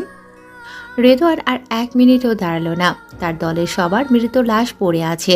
সে দ্রুত পাশের জঙ্গল বরাবর হাঁটতে থাকল। তবে হঠাৎই একটা গুলির আওয়াজ তার যাত্রা থামিয়ে দিল। পেছন হতে কেউ গুলি করেছে। বুক বেয়ে রক্ত বেরোচ্ছে। পেছনে তাকাতেই দেখে আফনান দাঁড়িয়ে। রোহানও কিছু বলছে না। রেদওয়ান চিল্লিয়ে বলে, ইউ ব্লাডি বিচ। আর কথা শেষ করতে পারে না রেদওয়ান। আফনান তার রাইফেল দিয়ে আর একটা গুলি করতেই রেদওয়ান মাটিতে লুটিয়ে পড়ে। আর আফনান বলে ওঠে, let's the main game began. দেশের সব নিউজ চ্যানেলে আজ একটা নিউজই চলছে। আফনানের পুরো পরিবার অধীর আগ্রহে টিভির সামনে বসে আছে। 2 দিন পার হয়ে গিয়েছে আফনাদের মিশনের। দেশের সর্বোচ্চ সম্মানটা দেয়া হবে মেজর আফনান সাদিককে। তার পুরোটাই লাইভ হচ্ছে। এত বড় একজন ক্রিমিনালকে কিভাবে সে শেষ করে দিল তা বেশ অবাকের বিষয়। এখন সে পুরো দেশের হিরো। একটু পর আফনান মঞ্চে উপস্থিত হয়। প্রথমে তাকে স্পেস দিতে বলে। স্টেজে উঠে সে ডেস্কের কাছে যায়। মাইকটা নিজের দিকে ঘুরিয়ে স্পেস দিতে থাকে। আসসালামু আলাইকুম। এখানে আমার অনেক সিনিয়র সহ আমার টিমের অনেক মেম্বাররাও উপস্থিত আছেন। সবাইকে অনেক ধন্যবাদ আমাকে সম্মানের যোগ্য মনে করার জন্য। তবে এর ক্রেডিট আমার একার না, আমার সহকারী মেজর রোহান আর আমার পুরো টিম যদি সততা আর সাহসের সাথে না লড়তো তবে এই মিশনটা সফল করা আমার পক্ষে সম্ভব হতো না। আফনান একটু থেমে আবার বলতে শুরু করে, আমরা চেয়েছিলাম রেদওয়ানকে জীবিত ধরতে, তবে ও পাল্টা আমাদের আক্রমণ করায় সেটা সম্ভব হয়ে ওঠেনি। তাই আত্মরক্ষার খাতিরে ওকে মারতে হয়েছে। তবে আমাদের প্রত্যেকের উচিত নিজের দেশের স্বার্থে নিজেকে বিলিয়ে দেয়া, দেশ রক্ষায় কাজ করা। আবারও সবাইকে ধন্যবাদ আমার সাথে থাকার জন্য। সবাই করতালির মাধ্যমে আফনান ও তার টিমকে অভিনন্দন জানায়। সিনিয়র অফিসার আফনানের সাথে হ্যান্ডশেক করে বলে, congratulation young man, you deserve it. আফনানের বুকে একটা ছোট্ট ব্যাজ লাগিয়ে দেয়। এটা পাওয়ার স্বপ্নে ডুবে থাকে হাজারো আর্মি অফিসাররা। টিভিতে এইসব দেখে কান্নায় ভেঙে পড়ে আরিফুল ইসলাম। সে নিজে যা করতে পারেনি তার ছেলে পেরেছে। গর্বে তার শির আজকে অনেক ওপরে। অন্ধকার আজ যেন একটু বেশি ভালো লাগছে। সে চুপিসারে সবার মাঝ থেকে দৌড়ে দোতলায় নিজের রুমে চলে গেল। আফনানকে কল করবে ভাবতেই দেখে সেই আগে কল করেছে। আসসালামু আলাইকুম বউ। আসসালামু আলাইকুম। এখন ছুটি পাবেন না?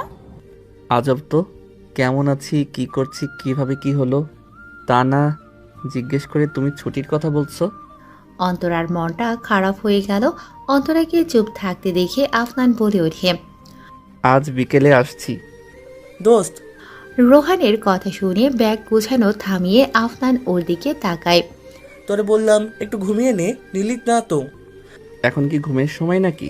কি যাতা বলছিস? না মানে বউয়ের কাছে গিয়ে তো আজ রাতে ঘুমাবি না, তাই আর কি। আফনান একটা ছোট্ট বালিশ রোহানের দিকে ছুঁড়ে মেরে বলে, হিংসা হলে এই বালিশ জড়িয়ে আজ শুয়ে থাকিস?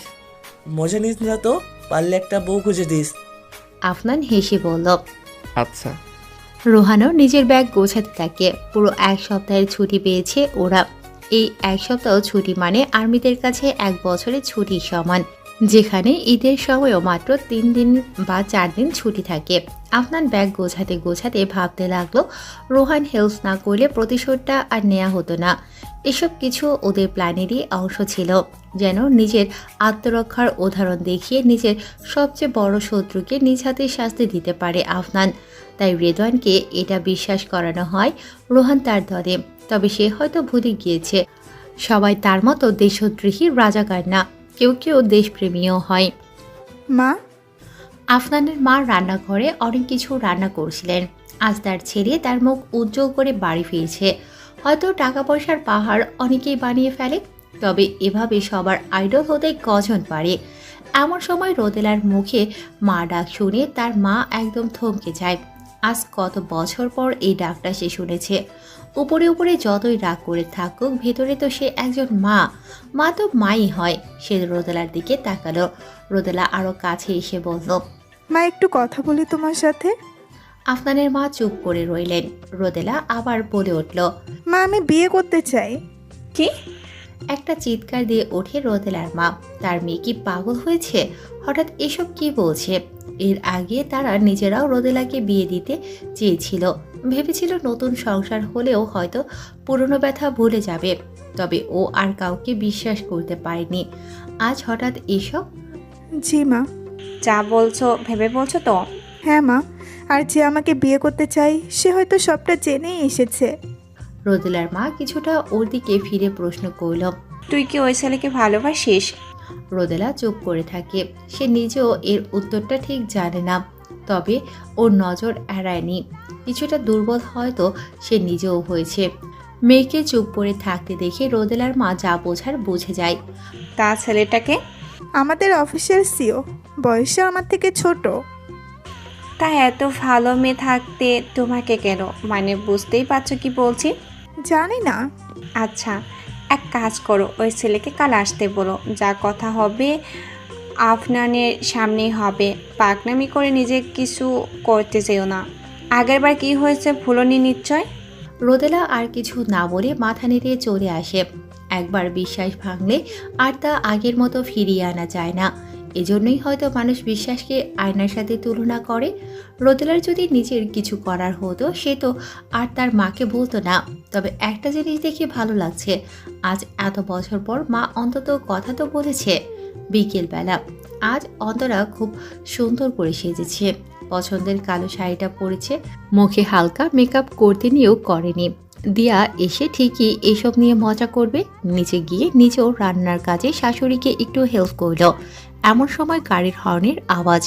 এক্সকিউজ মি বিউটিফুল লেডি, কাজ শেষ হলে আমাকে একটু সময় দেওয়া যাবে? বারান্দার ফুল গাছগুলোতে পানি দিচ্ছিল অন্তরা। আফনানের কথা শুনতে পেয়েও সে পেছনে তাকায় না। আফনান বুঝে নেয় অভিমান জমেছে। সবই বুঝলাম, তাই বলে বৃষ্টির সিজনে রাতের বেলা ফুলের টবে পানি কে দেয়? অন্তরা এবারও কোনো জবাব দিল না। তার ভীষণ রাগ উঠেছে এই লোকটার ওপর। বিকেলে আসার পর থেকে সবার সাথে কথা বলেছে, দেখা করেছে, গিফট দিয়েছে, অথচ বউয়ের খোঁজ নেওয়ার তার সময় নেই। একবারের জন্য রুমে আসেনি, সবার সামনেও তেমন পাত্তা দেয়নি। বড় অফিসার হয়েছে দেখে কি দুনিয়া সব উল্টে ফেলেছে? অন্তরাকে দেখাটা তার কাছে কি খুব তুচ্ছ বিষয়? রাগে জেরে তার কথাই বলবে না এই লোকটার সাথে। হঠাৎ পেছন থেকে কেউ কোমর জড়িয়ে ধরায় অনেকটা কেঁপে উঠল অন্তরা। নড়াচড়া বন্ধ করে একদম স্থির হয়ে গিয়েছে। শ্বাসও প্রায় আটকে যাওয়ার মতো অবস্থা। বুঝলো আফনানের কাজ এটা। কাপা কাপা গলায় শুধু বলল, হাতটা সরান। কেন? বউ তো আমারই। আফনান এক হাত দিয়ে অন্তরার কাঁধ থেকে চুলগুলো সরিয়ে দিয়ে একপাশে নিজের মুখটা রাখলো, আরো শক্ত করে কোমরটা জড়িয়ে ধরে বলল, সব সময় বাচ্চাদের মতো নাক ফুলিয়ে থাকলে হয় না, এখন বড়দের মতো কিছু করার সময়। অন্তরা শুধু কেঁপে উঠছে, কিছু বলল না। কেন জানি এখন একটু বেশি ভয় লাগছে আফনানকে। আফনান অন্তরার হাত ধরে ওকে নিজের দিকে ঘোরায়, মুখটা উঁচু করে ধরে কপালে একটা চুমু দেয়। অন্তরা চোখ বন্ধ করে দাঁড়িয়ে আছে, দূরে গিয়ে বাধাও দিচ্ছে না, কাছে এসে সায়ও দিচ্ছে না। আফনান ওর অবস্থা বুঝতে পেরে পড়ে। ভয় করছে? আপনার কথা কাজ সবকিছু আজ একটু অন্যরকম লাগছে। কি চান? আমি কি চাই তুমি জানো না? অন্তরা চুপ হয়ে যায়। আফনান আবার বলে ওঠে, একটু সুযোগ দিবে তোমার মাঝে হারিয়ে যাওয়ার? আমার মাঝে হারাবেন মানে? আমি কি গোলক থাতা নাকি? অন্তরার বোকা বোকা কথায় এমন অবস্থায়ও হেসে ফেলে আফনান। ওকে কোলে করে নিয়ে খাটে শুইয়ে দেয়। অন্তরাও বাধা দিচ্ছে না, স্বামী তো, ওর তো অধিকার আছে। আফনান অন্তরার অনেকটা কাছে চলে আসে। রাত গভীরের সাথে সাথে সম্পর্কটাও অনেকটা গভীর হয় কিছুক্ষণ পর। আউচ, অন্তরা ব্যথা পাচ্ছি তো। সরি।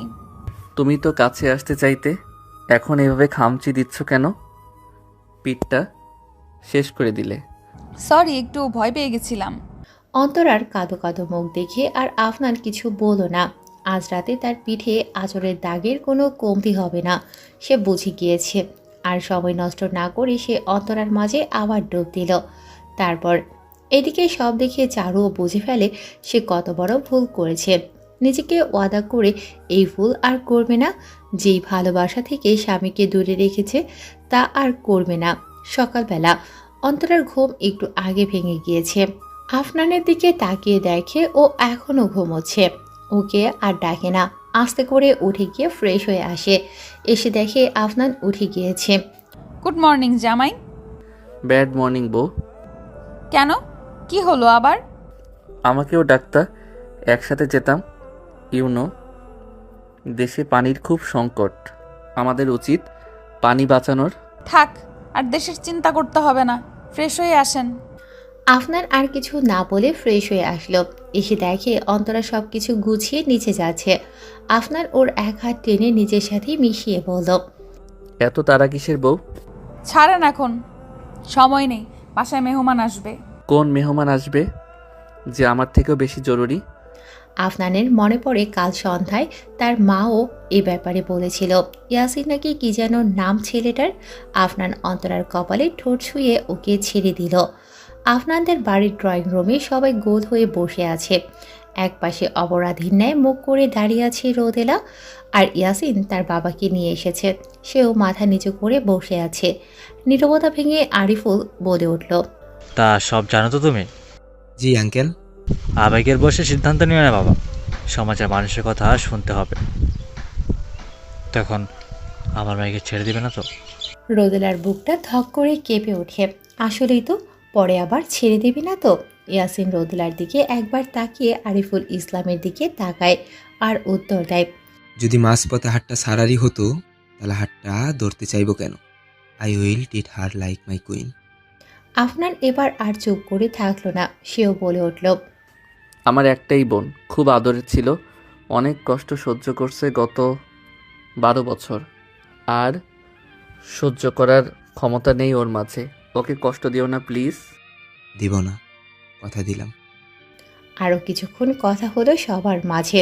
ইয়াসিনের প্রতিটা কথার উত্তর সবার খুব পছন্দ হলো।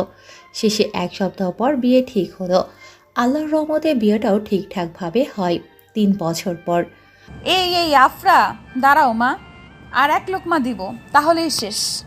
আফরা 2 বছরের ছোট্ট মেয়ে, অথচ এত দুষ্টুমিতে ভরা। অন্তরা সারাদিন মেয়ের পিছিয়ে দৌড়াতে দৌড়াতেই হাঁপিয়ে উঠছে। আফনান ছুটিতে এসেছে কিছুদিন হলো, নিচে বসে চা পান করছিল। এমন সময় আফরা দৌড়ে এসে বাবার কাছে লুকায়। আফনান কুলে নিয়ে মেয়েকে আদর করতে করতে বলে, কি হয়েছে আম্মু? মা জোর করছে? থাক, বাবার কাছে থাকো, আম্মু জোর করবে না। অন্তরা আফনানের উপর রাগ হয়ে রান্নাঘরে চলে যায়। লাই দিয়ে দিয়ে মেয়েকে মাথায় উঠিয়ে রাখবে। এমন সময় সাইম এসে বলল, ভাবি আর কিছু না বলে কান্নাই করে দিল। অন্তরা ভেবা জায়গা খেয়ে বলে, কি বাচ্চার মতো কাঁদছো কেন? চাকরি তো পেয়ে গিয়েছি, একটু ফারিয়াকে রাজি করান।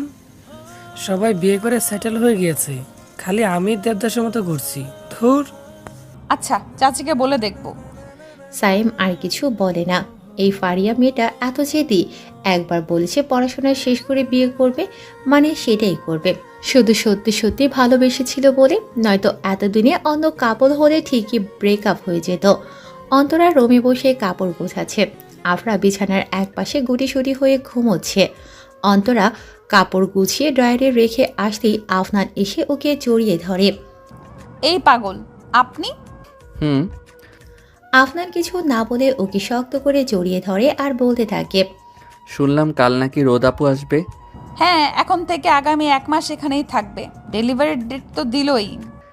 দেখা করে যেতে পারলাম না। অন্তরার মনটা খারাপ হয়ে যায়। আজ বিকেলে চলে যাবে আফনান, তবে এখন এসবের অভ্যাস হয়ে গিয়েছে। বউ, একটা কথা বলি। বলো। ভালোবাসি। অন্তরা হেসে দেয়। বিয়ের 3 বছর পরও ও বদলায়নি। অন্তরাও ওর গালে একটা চুমু দিয়ে বলে, আমিও আপনাকে অনেক ভালোবাসি আমার বাবুর আব্বু। ছোট্ট মেয়ে আফরাও ঘুমের মাঝে একটু কেঁপে ওঠে, যেন সেও বলছে, আমিও তোমাদের ভালোবাসি আব্বু আম্মু।